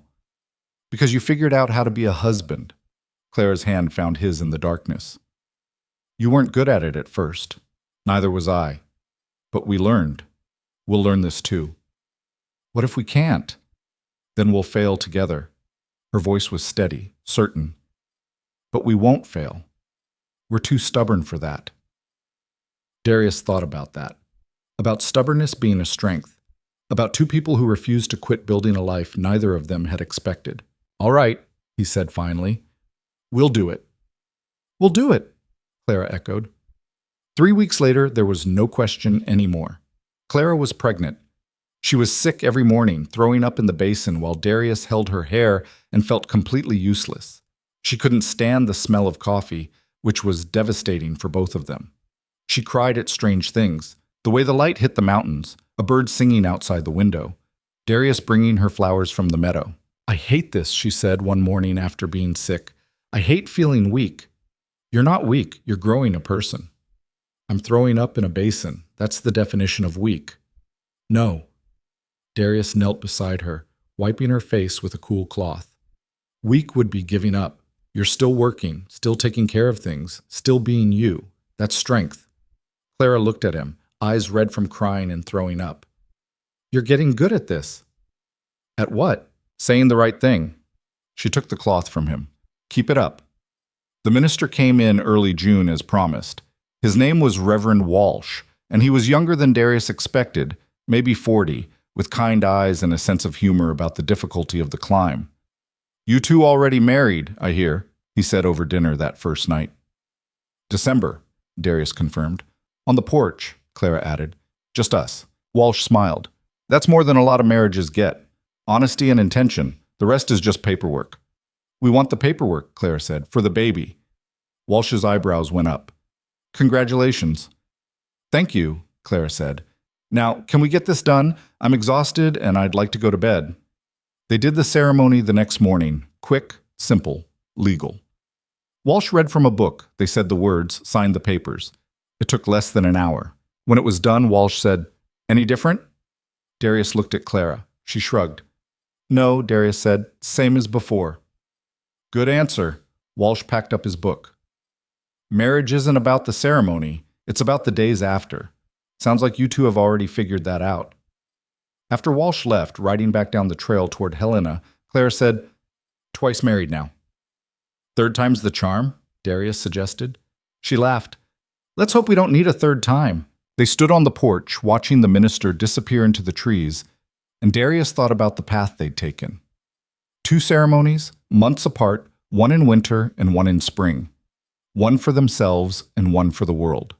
But both of them were real. Both of them mattered. The summer stretched out long and golden. Clara's belly grew, slowly at first and then faster, until by August she was unmistakably pregnant. She moved differently now, careful of her balance, protective of the life inside her. But she didn't stop working. She tended the garden, preserved food for winter, helped Darius with the endless repairs the cabin needed. "You should rest," he told her one afternoon, watching her haul water. "I'll rest when I'm dead," Clara said. "Right now I have work to do." "You're 7 months pregnant, and?" "My legs still work, my arms still work. The baby's fine." She set down the bucket. "Stop hovering." "I'm not hovering." "You're absolutely hovering." But she was smiling when she said it. "I know you're worried. I'm worried too, but treating me like I'm made of glass isn't going to help." Darius stepped closer. "What will help?" "Trust me." Clara put her hand on his chest. "Trust that I know my own body. Trust that I'll ask for help when I need it. Can you do that?" He thought about it. About trust. About letting go. About believing that Clara was as strong as she seemed. "Yeah," he said finally. "I can do that." "Good." She picked up the bucket again. "Now help me get this water inside. I'm making stew." They worked together, and Darius tried not to hover, tried to trust. It was harder than he expected, watching her work while carrying his child. But Clara had been right about everything else. He had to trust she was right about this too. In late August, Clara woke him in the middle of the night. "Darius." He jerked awake. "What's wrong?" "Nothing's wrong, but..." She took his hand, pressed it against her belly. "Feel that?" He felt it. A tiny flutter, then a definite kick. "That's..." "The baby," Clara said, and her voice was full of wonder. "That's our baby." They lay there in the dark, Darius's hand on Clara's belly, feeling their child move inside her. And for the first time, it felt completely real, not abstract, not theoretical. Real. There was a person in there, a person they'd made, a person who would change everything. "I'm ready," Clara said softly. "For what?" "For this. For us. For whatever comes next." She covered his hand with hers. "I wasn't sure before. Wasn't sure I could be a mother, could do this, could be enough. But I am. We are." Darius pulled her closer, carefully, protectively. "Yeah, we are." They fell back asleep like that, wrapped around each other and the life growing between them. And when morning came, the world felt different, bigger, fuller, like there was finally room for everything they'd become. September brought this first real fear. Clara was 8 months pregnant, moving slow and careful when she slipped on the wet porch steps. Darius heard the cry and came running, found her sitting on the bottom step holding her belly, face white. "Are you hurt?" He was beside her in seconds, hands hovering, not sure where to touch. "I don't know." Clara's voice was tight. "I fell hard, landing on my side. Can you stand?" "Give me a minute." They sat there while Darius's heart tried to hammer its way out of his chest. He watched Clara's face, looking for signs of pain, of something wrong. Finally, she took a breath and nodded. "Help me up." He got her inside, settled her on the bed. She lay there breathing carefully while he pulled off her boots, checked for injuries. No blood, no obvious damage, but that didn't mean anything with a baby involved. "How do you feel?" he asked.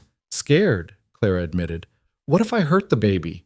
What if something's wrong and we don't know until it's too late?" "The baby's moving?" Clara put her hand on her belly, waited. Her face relaxed slightly. "Yeah, kicking like usual, maybe harder." "Then the baby's probably fine." "Probably." Clara closed her eyes. "We're so far from any help, Darius. If something goes wrong during the birth, if I need a doctor, we'll handle it." "How?" "You're not a doctor. I'm not a doctor. We're 2 people alone on a mountain with no idea what we're doing." Darius sat on the edge of the bed. "My mother had 4 children in mining camps with no doctor around. Women have been having babies in worse conditions than this for thousands of years." "And how many of them died?" Clara opened her eyes. "How many mothers, how many babies?" Don't tell me it'll be fine when we both know it might not be. She was right. Childbirth was dangerous, especially up here with no help available. Women died. Babies died. It was a fact, and pretending otherwise was dishonest. You're right, Darius said. It might not be fine. Something could go wrong, but we're going to do everything we can to make sure it doesn't. I've been reading the medical book Joey brought. I've been talking to anyone who will tell me about birthing, and when the time comes, we'll get through it together. What if together isn't enough? Then we'll deal with that too. He took her hand. But I'm not going to lose you, Clara. I'm not going to let that happen. You might not have a choice. Then I'll make a choice anyway. Darius's grip tightened. You're the best thing that ever happened to me. You and this baby, you're everything. If something goes wrong, I'll fight it. I'll fight anything to keep you both safe. Clara's eyes were wet. You can't fight biology. Watch me. She laughed, watery but real. You're an idiot. Probably, but I'm your idiot. Yeah. Clara squeezed his hand. You are. She stayed in bed the rest of that day and all of the next, and Darius watched her like a hawk. But the baby kept moving, and Clara showed no signs of pain, and slowly the fear receded to something manageable. But it didn't disappear. October came in cold and clear, the aspens turning gold against the dark pines. Clara was huge now, uncomfortable, irritable in ways she'd never been before. Her back hurt constantly. She couldn't sleep. The baby kicked her ribs and made her gasp. I'm done being pregnant, she announced one morning. This baby needs to come out. You've got another month at least, Darius said. I don't care what the calendar says. I'm done. She struggled to stand, grimacing. Help me up. I need to walk or I'm going to lose my mind. They walked the clearing together, Clara leaning on Darius's arm, stopping every few minutes to catch her breath. The morning was beautiful, frost on the grass, mountains sharp against a sky so blue it hurt, but Clara barely noticed. This is miserable, she said. How do women do this multiple times? They forget how bad it is. Then they're idiots. Clara stopped, hand on her belly. Oh, that was a big one. Kick? More like the baby's trying to escape through my rib cage. She breathed through it. I know I said I wanted this. I do want this. But right now I also want it to be over. Almost there, Darius said, though he had no idea if that was true. Clara gave him a look. Don't patronize me. Wouldn't dream of it. They made it around the clearing twice before Clara had to sit down, exhausted. Darius brought her water, sat beside her, and they looked out at the valley together. What if I'm terrible at this? Clara asked quietly. At what? Being a mother. She didn't look at him. What if I don't know how to do it? What if I'm too harsh, too demanding, too much like I am with everything else? You'll be fine. You don't know that. Yes, I do. Darius turned to face her. You're going to be exactly who you are, strong, honest, stubborn as hell. And that's exactly what this kid needs. Not some soft, perfect mother who pretends everything is easy. A real mother who shows them how to survive, how to think, how to be themselves no matter what the world says. Clara was quiet for a long moment. Then she said, I hope you're right. I am. How do you know? Because you were that for me. Darius took her hand. You showed up here and taught me it was okay to be exactly who I am. Taught me that being too much for some people just means you're looking in the wrong place. You'll teach this baby the same thing. Clara leaned against him, awkward with her belly in the way, but determined. We're really doing this.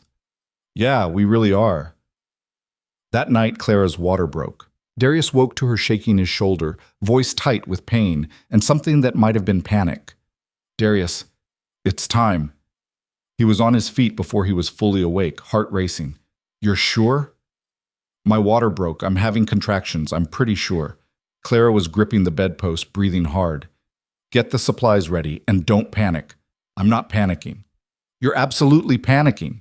Another contraction hit and she gasped. Just get everything ready, please. Darius moved fast, lighting lamps, building up the fire, laying out the clean cloths and water and supplies he'd prepared weeks ago. His hands were shaking, but he forced them steady. Clara needed him calm, needed him capable. He could panic later. Clara was pacing the cabin, stopping when contractions hit, breathing through them with a focus that was almost frightening. Darius stayed close but out of her way, ready to help but not hovering. "How long between contractions?" he asked. "I don't know. 10 minutes? Less?" Clara stopped, gripped the table. "They're getting closer." An hour passed. 2. The contractions came faster, harder. Clara stopped pacing and sat on the bed, then couldn't sit anymore and stood again. She was sweating despite the cold, hair plastered to her face. "This is bad," she said during a pause. "It hurts worse than I expected. What can I do?" "I don't know. Nothing. Everything." She looked at him, scared. "I don't know if I can do this." "You can." Darius moved to her side. "You're the strongest person I know. You can do this." "What if something goes wrong?" "Then we'll handle it." He took her hands. "But nothing's going wrong. You're doing exactly what you're supposed to do. The baby's coming and we're going to meet our child and it's going to be fine."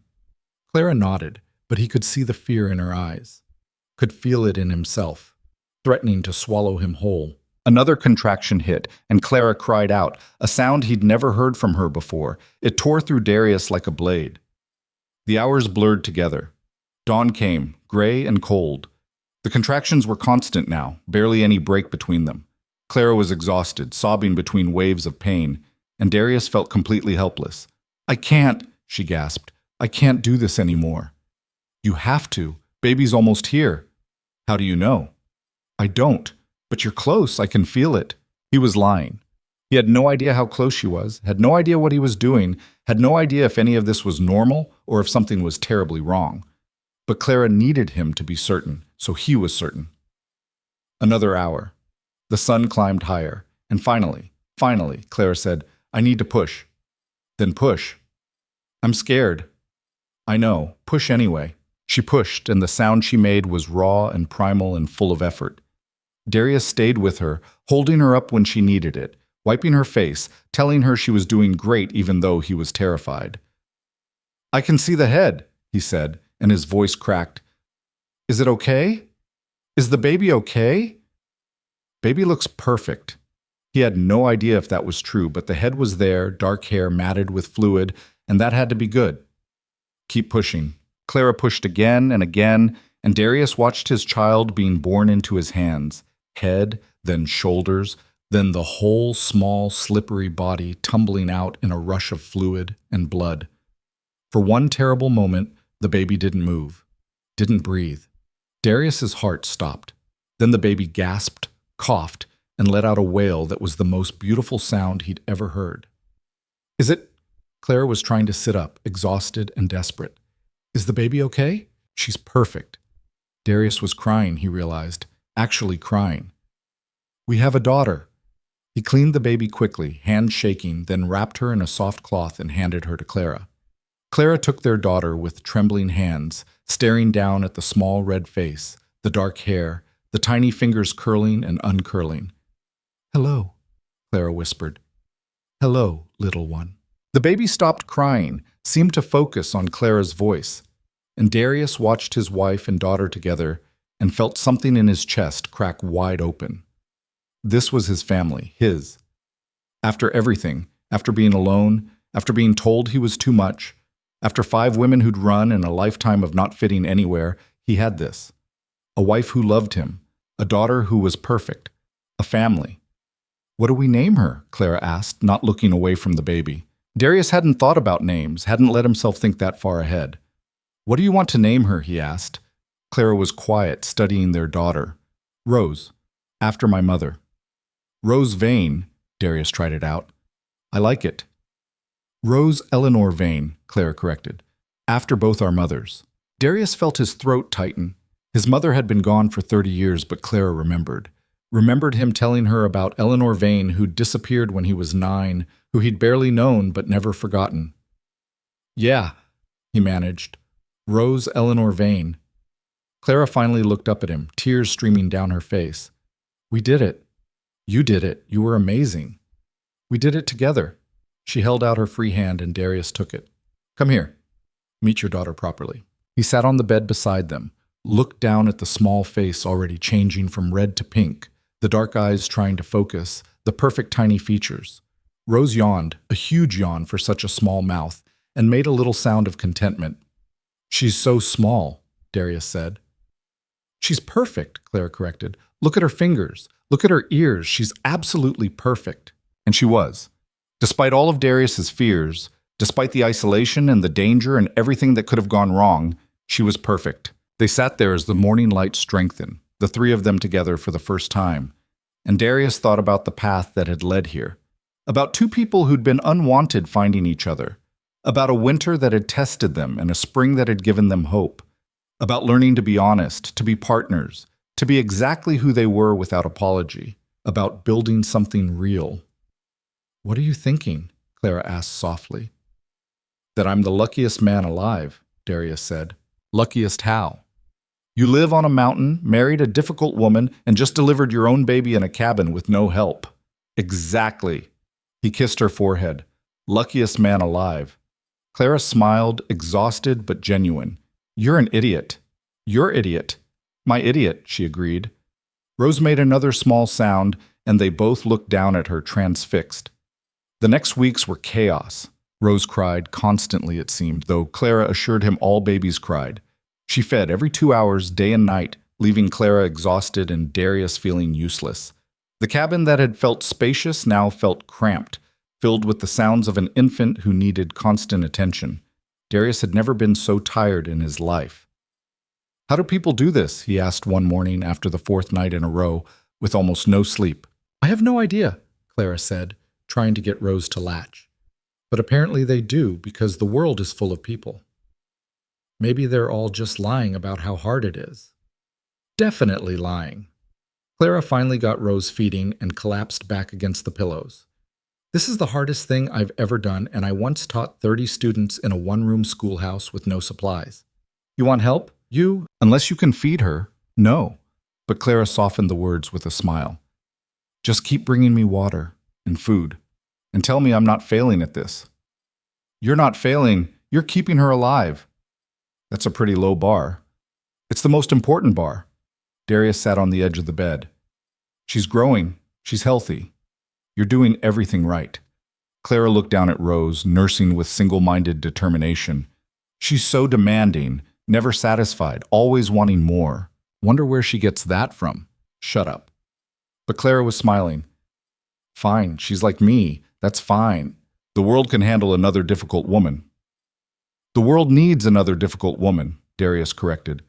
"Needs someone who won't take no for an answer, who knows what she wants and goes after it, who's too much for all the wrong people and exactly right for the right ones." Clara's eyes went soft. "You're getting really good at this." "At what?" "Saying things that make me cry." She wiped her eyes with her free hand.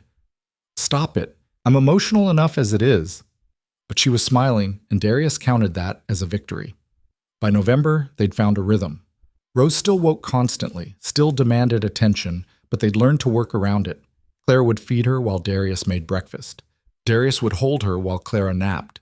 They'd pass her back and forth like a small, squalling package, and somehow they made it work. The first snow came early that year, and Darius looked at it with different eyes. Last year, the snow had meant isolation, being sealed away from the world. This year, it meant safety, meant no one would disturb them while they figured out how to be parents. Clara was changing Rose's diaper, a process that involved much screaming from Rose and much cursing from Clara, when she said, "We need to expand the cabin." "What?" "The cabin. It's too small. Rose needs her own room eventually. We need more storage. We need—" Clara fastened the diaper, picked up the still fussing Rose. "We need more space. We're snowed in. Can't expand anything until spring." "I know. I'm planning." Clara walked Rose around the room, bouncing her. "Come spring, we add another room, maybe 2. Make this place actually livable for a family." "You want to stay here?" Darius asked. "Long term? Raise Rose on this mountain?" Clara looked at him like he was being slow again. "Of course I want to stay here. Where else would we go?" "The valley, somewhere with neighbors, with a school, with other children for Rose to play with." "And be somewhere we don't fit again? Where people will judge Rose for having parents who are too much?" Clara shook her head. "No, we stay here. We build bigger. We make this mountain home. It's going to be hard raising a child up here." "Everything worth doing is hard." Clara finally got Rose to stop fussing. the baby settling against her shoulder. We can do hard. We've proven that. Darius looked at his wife and daughter, at the cabin that had become their home, at the mountains pressing in from all sides. Clara was right. They could do hard. They'd been doing hard all along. All right, he said. Come spring, we expand. Come spring, Clara agreed. December arrived with familiar cold. Rose was 2 months old now, starting to smile, starting to track them with her eyes as they moved around the cabin. She had Clara's strong jaw and Darius's dark hair, and she was already showing signs of being as stubborn as both of them. She screamed for an hour this morning, Clara said one afternoon. Just screamed. Not hungry, not wet, just angry about something I couldn't figure out. What'd you do? Let her scream. Eventually she wore herself out and fell asleep. Clara looked guilty. Was that wrong? Should I have kept trying to soothe her? I don't know. Did it work? Yeah. Then it wasn't wrong. Darius came to look at Rose sleeping in the cradle he'd built. We're making this up as we go, Clara. There's no manual. We do what works. What if what works is wrong? Then we'll figure that out and change it. He put his arm around Clara's shoulders. We're doing fine. She's healthy. She's growing. She's loved. That's what matters. Clara leaned into him. I keep waiting for someone to show up and tell us we're doing it wrong, that we're unfit parents, that we should move to town where there are doctors and schools and proper society. No one's showing up. It's just us. I know. That's what scares me. Clara looked up at him. What if just us isn't enough? It's been enough so far. For us. But for Rose, Clara gestured at the cabin, the isolation, the mountain beyond. Are we doing right by her, raising her up here away from everything? Darius thought about it, really thought about it. My father raised me in mining camps, he said finally. Rough places full of rough men. I learned to fight before I learned to read. Learned to survive before I learned to live. It wasn't easy, but it made me who I am. Is that a good thing? You married me. You tell me. Clara smiled slightly. Fair point.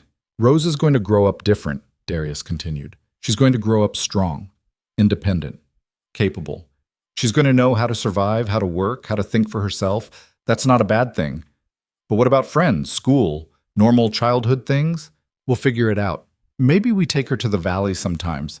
Maybe we find other families up here. Maybe we teach her ourselves. Darius pulled Clara closer. But we're not moving to town just so she can be normal. Normal didn't work for us. Why would we force it on her? Clara was quiet for a long time. Then she said, You're right. We stay. We build. We make this work. Together? Together. On the anniversary of their porch wedding, 1 year since they'd stood in the cold and made promises to each other, they did it again. It was Clara's idea. She woke that morning and said, We should renew our vows. We just got legally married in June, Darius pointed out. I don't care. I want to do it again, just us and Rose. Clara was already getting dressed. The porch. Like before. Same promises. So they bundled up Rose, went out to the porch into air so cold it hurt to breathe, and stood facing each other while their daughter fussed in Darius's arms. Still staying, Clara said simply. Still keeping you safe, Darius replied. Still honest. Still listening. Still us. Always us. They kissed, awkward with Rose between them, and the baby made a sound of protest that made them both laugh. She's already tired of our romance, Clara said. She's smart. Darius looked down at Rose. Takes after her mother. Damn right she does. They went back inside, and Darius thought about how different this year had been from the last. How last December they'd been two people still figuring out how to be together, and now they were a family. How they'd survived winter, pregnancy, childbirth, and 2 months of parenthood, and they were still standing, still choosing each other. What are you thinking about? Clara asked, nursing Rose by the fire. That we made it. Made what? A year, a family, a life. Darius sat down beside her. A year ago I didn't know if you'd stay past Christmas. Now I can't imagine you leaving. I'm not leaving, Clara said automatically. Then she smiled. But it's nice that you finally believe me. Took a while. You're stubborn, says the woman who argued with me about furniture placement for an hour. That table needed to move. I know, you were right. Clara looked at him, surprised. Are you feeling okay? You just admitted I was right without any argument. Don't get used to it. She laughed, and Rose made a small sound at the interruption of her feeding, and Darius looked at his family and thought about how far they'd come. Two people who hadn't fit anywhere else, building a place big enough for both of them, and now for three of them. The thought made him smile. Winter deepened, but the cabin stayed warm. Outside, the wind howled and the snow piled higher. Inside, they lived. Spring came late that year, dragging its feet through March and into April, before the snow finally started to melt in earnest. Rose was 5 months old, sitting up on her own, grabbing at everything within reach. She had Darius's serious eyes and Clara's determined set to her jaw, and she was already showing signs of being exactly as stubborn as both her parents combined. She's going to be a handful, Clara said one morning, watching Rose determinedly try to put her own foot in her mouth. Good, Darius said. World needs more handfuls. Easy for you to say. You're not the one she bit yesterday. Darius looked up from the harness he was mending. She bit you? She's teething. Everything goes in her mouth. Clara rubbed her shoulder where Rose had apparently chomped down. Including me. Did it hurt? Of course it hurt. She has teeth coming in. But Clara was smiling when she said it. Little monster. Rose made a sound that might have been agreement or might have been gas, and they both laughed. By May, Darius had started on the expansion. He'd spent the winter drawing plans, measuring, figuring out how to add 2 rooms without compromising the cabin's structure. Now he was cutting timber, hauling stone, working from dawn until dark while Clara managed the garden and Rose and kept them all fed. You're working too hard, Clara said one evening, watching him come in exhausted. Want it done before next winter. It's May. You have months. Building takes time. Darius washed his hands, splashing cold water on his face. Want to make sure it's solid, safe for Rose. Clara came to stand beside him. You know she's fine in the cabin as it is, right? We don't need more space immediately. I know, but you were right. We need room to grow. He dried his face, looked at her. I want to build something that lasts. Something Rose can grow up in, and maybe her children after that. I want to build a real home. Clara's expression softened. We already have a real home. I know, but it can be bigger, better. Darius gestured at the main room. A room for Rose. A room for us that's actually private. Maybe even a room for guests if anyone's ever crazy enough to visit. My sister might come, Clara said. Eventually, if she ever forgives me for disappearing into the mountains. You write to her? Once. Told her about Rose. Got a letter back saying she was happy for me and concerned about my choices. Clara made a face. Same as always. You going to write back? Maybe. When I have something new to say. She picked up Rose, who'd started fussing. For now, this is enough. Us, this mountain, this life. Darius watched her bounce their daughter and thought about how Clara had changed. Not in the fundamental ways. She was still opinionated, still stubborn, still too much for most people, but she'd softened somehow. Had found a gentleness with Rose that she'd never shown with anything else. It made him love her even more. June brought visitors. Joey Marsh arrived first, climbing up with the mail and news from the valley. He took one look at Rose, now 6 months old and grabbing at his beard, and grinned. She's beautiful, he said. Looks like both of you. Poor kid, Clara said, but she was smiling. How's it been, managing up here with a baby? Hard, Darius said honestly. Harder than anything we've done, but we're managing. More than managing, Joey corrected, looking around. Place looks good. You're expanding? 2 more rooms should be done by fall. Joey whistled. Ambitious. Need help? You offering? I could spare a few days next month if you want. Don't know much about building, but I can haul timber and follow directions. Darius considered it. He'd gotten used to doing everything himself, but the work would go faster with help. And Joey was good company, didn't talk too much, didn't ask invasive questions. All right, he said. Come up when you can. I'll put you to work. Joey left the next morning, but 3 days later, another rider appeared. This one was older, dressed better, and when he dismounted, Darius saw the family resemblance immediately. Clara's sister. Margaret, Clara said, coming out of the cabin with Rose on her hip. Her voice was careful, neutral. Clara. Margaret looked her sister up and down, the worn work clothes, the baby, the mountain cabin. You look different. I am different. You look happy. Margaret said it like an accusation. I am happy. Margaret's gaze shifted to Darius, assessing. So you're the man who convinced my sister to abandon civilization. Didn't convince her of anything, Darius said. She made her own choice. Clearly, Margaret turned back to Clara. Can we talk? Privately? Clara glanced at Darius. He took Rose, and Clara led her sister away from the cabin, down toward the garden. Darius watched them go, holding his daughter, trying not to worry. They were gone for an hour. When they came back, both women looked like they'd been crying. Margaret's face was red, and Clara's jaw was set in that way that meant she was holding back emotion. I'm leaving, Margaret said, not quite looking at Darius. But I wanted to say... She stopped, started again. I was wrong. About you, about this place, about Clara's choices. I thought she was running away. But she wasn't. She was running toward something. Toward what? Darius asked. Margaret looked at Clara, something complicated in her expression. Toward herself. The version of herself she was never allowed to be in St. Louis. She turned to her horse, started to mount, then paused. Take care of her. And that baby. They're special. I know, Darius said. Margaret nodded, mounted up, and rode away down the trail without looking back. Clara stood there watching her sister disappear, Rose squirming in Darius's arms, reaching for her mother. You okay? Darius asked. Yeah. Clara took Rose, held her close. She came to tell me I was making a mistake, that I should come back to St. Louis, raise Rose somewhere proper, somewhere with doctors and schools and society. What'd you say? I told her this is proper, this is where we belong, that Rose is going to grow up knowing how to think for herself, how to work hard, how to be exactly who she is without apologizing. Clara looked up at him. And I told her that I loved you, that I'd found exactly what I needed in the last place anyone would look. Darius felt his throat tighten. What'd she say to that? She cried. Said she'd never seen me like this. Happy, settled, sure of myself. Said she was jealous. Clara smiled, sad but real.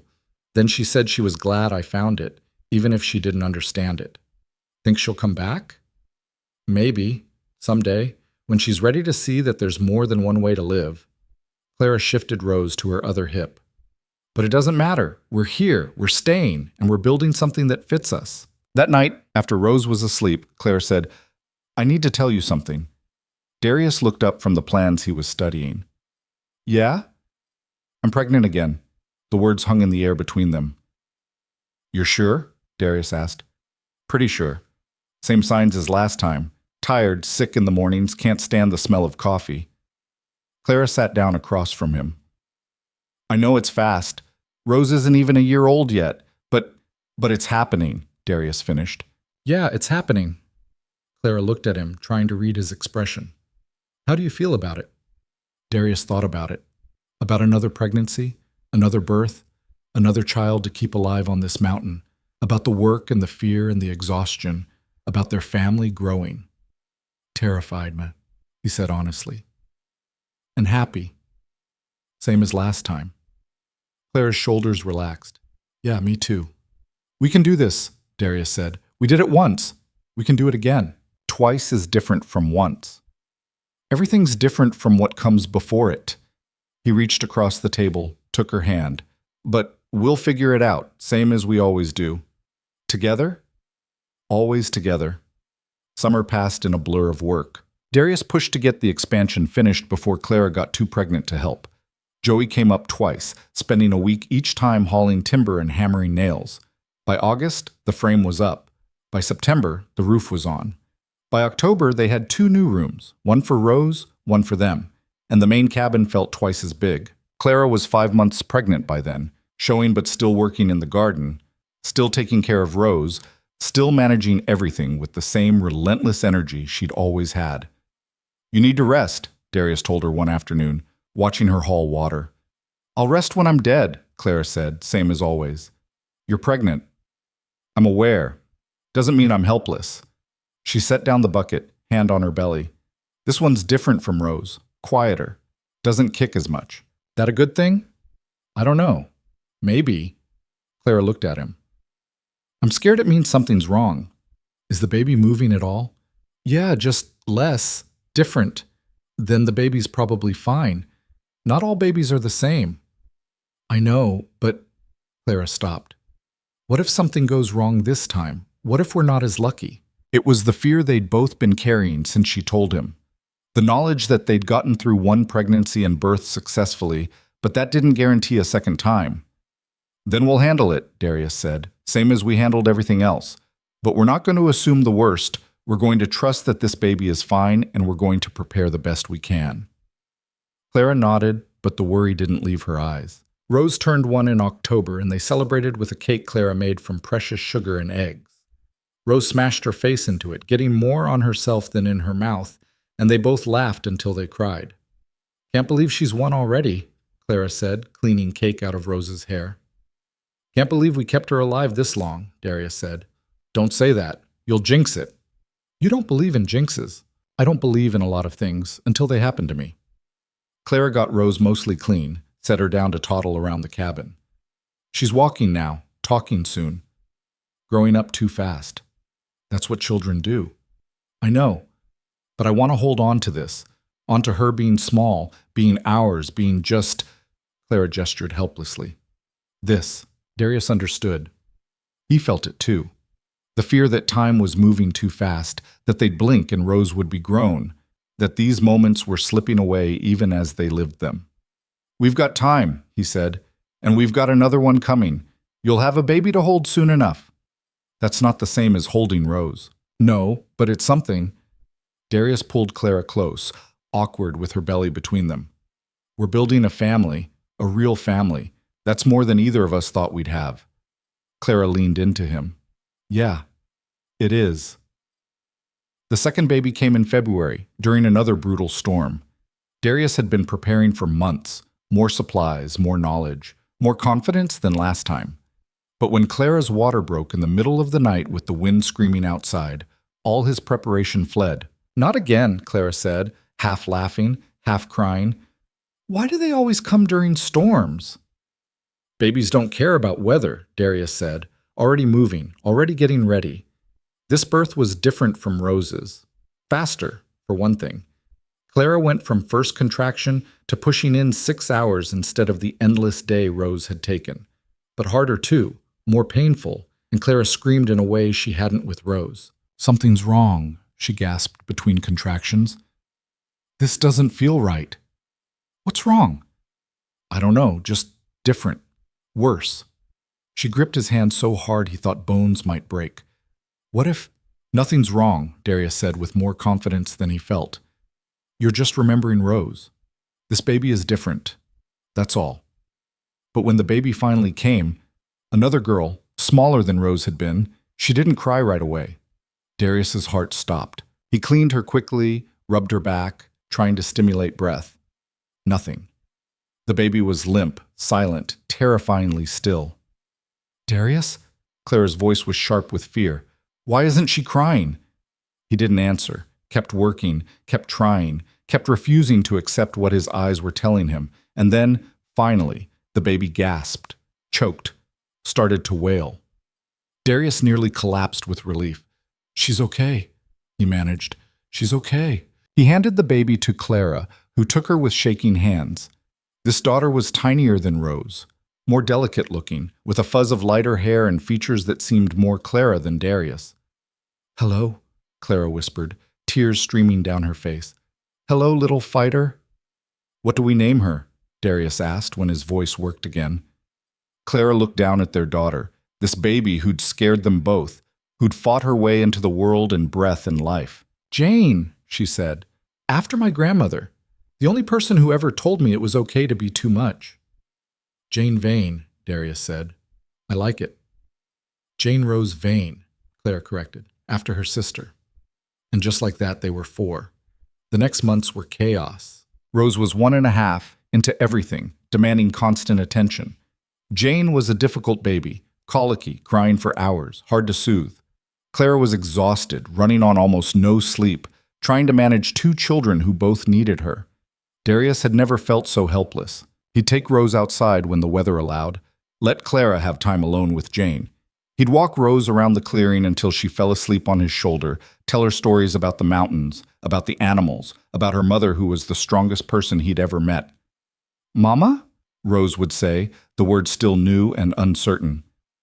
"Mama's with your sister," Darius would answer. "But we're here. We're together. That's what family is." Rose didn't understand, but she'd settle against him, and Darius would feel the weight of her, this person he and Clara had made, who was growing and learning and becoming herself. One night in March, with Jane finally asleep and Rose in her own bed and the cabin quiet for the first time in weeks, Clara broke down. "I can't do this," she said, crying into her hands. "I can't be what they both need. I'm failing them." Darius pulled her close. "You're not failing anyone." "Yes, I am. Rose wants attention I can't give her because Jane needs me constantly. Jane cries no matter what I do. I'm exhausted and angry, and I love them both, but sometimes I just want—" She stopped, crying harder. "Want what?" "A break. An hour to myself, to not be needed by anyone." Clara looked up at him, devastated. "What kind of mother thinks that?" "The human kind," Darius said. "You're allowed to be tired, allowed to need space. Doesn't make you a bad mother." "How do you know?" "Because you're still here, still trying, still loving them even when it's hard." He wiped tears from her face. "That's what makes you a good mother, not being perfect, being present." Clara cried for a long time, and Darius held her, and when she was done, she said, "I'm sorry." "For what?" "For falling apart, for not being stronger." "You're the strongest person I know," Darius said, "and strong people are allowed to break sometimes. That's what I'm here for, to catch you when you do." Clara looked at him, and something in her face shifted. "How did I get so lucky?" "You answered a letter from a man no one else wanted." "Best decision I ever made." "Second best," Darius corrected. "Best decision was staying." "Same decision," Claire said. "Answering and staying. Both were about choosing you, choosing this." They sat there in the quiet cabin, their daughters sleeping, the mountain dark and cold around them, and Darius thought about how far they'd come. From two people who hadn't fit anywhere to a family of four. From strangers to partners to parents. From surviving to building something that would last. It wasn't easy. Some days were brutal. Some days Clara cried and Darius felt helpless, and the girls both screamed and the cabin felt too small, and the isolation felt crushing. But they were doing it, together. Spring came again, their third spring on the mountain. Rose was 2 now, talking in full sentences, helping in the garden, following Darius around like a small shadow. Jane was 1, finally sleeping through some nights, starting to smile and babble and show her own personality, quieter than Rose, more thoughtful, but with the same determined set to her jaw. "They're so different," Clara said one morning, watching the girls play together. Rose was trying to build something with blocks, while Jane was content to just knock them down. "They're individuals," Darius said, "going to be themselves, not copies of each other." "I know, but I worried—" Clara stopped. "I worried Jane would always be the difficult one, the one who struggled. But she's not. She's just Jane. And Rose is just Rose." "Yeah," Clara smiled. "They're both going to be handfuls in their own ways." "Good," Darius said. "World needs handfuls." Clara laughed. "You keep saying that." "Because it keeps being true." That summer, word started to spread in the valley. Joey brought news of it, people talking about the family on the mountain, about the man who'd gone through 5 brides before finding one who stayed, about the woman who'd given up civilization to live in isolation, about 2 children being raised in the wilderness.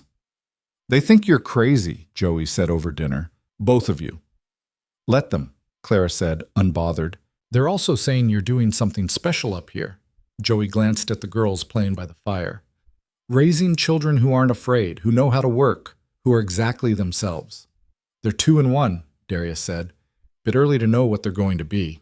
"Maybe. But they're already different from valley children. More confident. More capable." Joey smiled.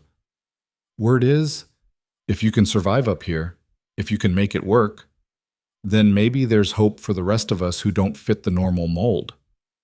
Clara looked at Darius. We're accidentally inspirational. Accidentally, Darius agreed. But that night, thinking about it, he realized Joey might be right. They'd built something here that proved you didn't have to fit into society's expectations to have a good life. Didn't have to be soft or easy or normal to build a family. You just had to be honest, had to work, had to choose each other over and over, especially when it was hard. That was the real lesson. Not that isolation was better than community, or that the mountain was superior to the valley, but that there were multiple ways to live, and the right way was the one that fit the people living it. For Darius and Clara, that meant this mountain, these children, this life they'd built from nothing but stubbornness and choice. For someone else, it might mean something completely different, and that was okay. The years passed. Rose turned 3, then 4. Jane turned 2, then 3.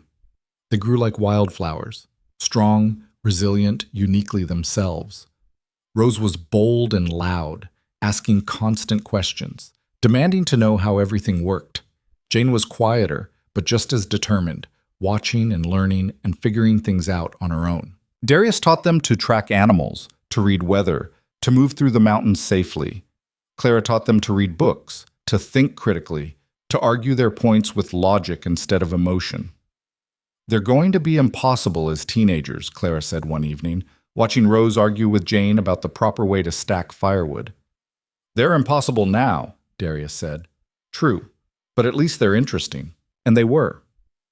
Both girls had inherited their parents' refusal to accept things without questioning them. Both had that same too much quality that had made Darius and Clara outcasts in normal society. But up here, there was room for too much. Up here, too much was just right. When Rose was 7 and Jane was 6, another family moved into the valley below. A couple who'd heard the stories about the veins and wanted to try mountain living themselves. They had 2 children, and suddenly Rose and Jane had friends within a half-day's ride. It's changing, Clara said, watching the girls run off to play with the new children. The mountain, our isolation. You sorry? Darius asked. No, just noticing. We were the strange ones who didn't fit anywhere. Now we're the example other strange people are following. How do you feel about that? Clara thought about it. Proud, I think. We proved it could work, proved you could build a life outside the normal rules and raise children who are better for it. Better? Stronger. More themselves, less afraid. Clara looked at Darius. We gave them room to grow into whoever they're meant to be. That's more than most children get. It was true. Rose and Jane were growing up knowing that being different wasn't a flaw, that not fitting into normal society didn't mean something was wrong with you, that there were places and people who would accept you exactly as you were. They were learning the lesson it had taken Darius and Clara 30-plus years to learn, and they were learning it young enough to carry it their whole lives. On the 10th anniversary of Clara's arrival, 10 years since she'd ridden up that trail in late October and refused to leave, they stood on the porch together watching the sunset. The cabin had grown over the years. 4 rooms now, a proper second floor for the girls, a workshop for Darius, a dedicated space for Clara's books and teaching materials. The garden had expanded. They'd added chickens, goats, even a cow. The mountain that had once been Darius's lonely refuge was now home to a thriving family. 10 years, Clara said. Can you believe it? Some days yes, some days no. Darius put his arm around her. You regret any of it? Not even the hard parts. You? Not once. They stood there as the sun disappeared and the stars came out, and Darius thought about the path that had led here. About 5 women who'd run and one who'd stayed. About a letter written in desperation and answered in hope. About 2 people who'd been told their whole lives they were too much finding each other and building something that fit. I love you, he said. I know, Clara said. I love you too. Still staying? Always staying. Inside, they could hear the girls arguing about something, Rose's voice loud and Jane's quieter, but just as insistent, the sound of family, of life, of everything they'd built together. We did good, Clara said. We did, Darius agreed. And standing there on the porch of the home they'd built, the family they'd created, the life they'd chosen over and over again, Darius Vane felt something he'd never expected to feel. Complete, not perfect. Nothing was perfect. They still fought sometimes, still struggled, still had days when the isolation felt crushing and the work felt endless, and they wondered if they were doing right by their children. But they were doing it together, and that made all the difference. The girls grew up, as children do.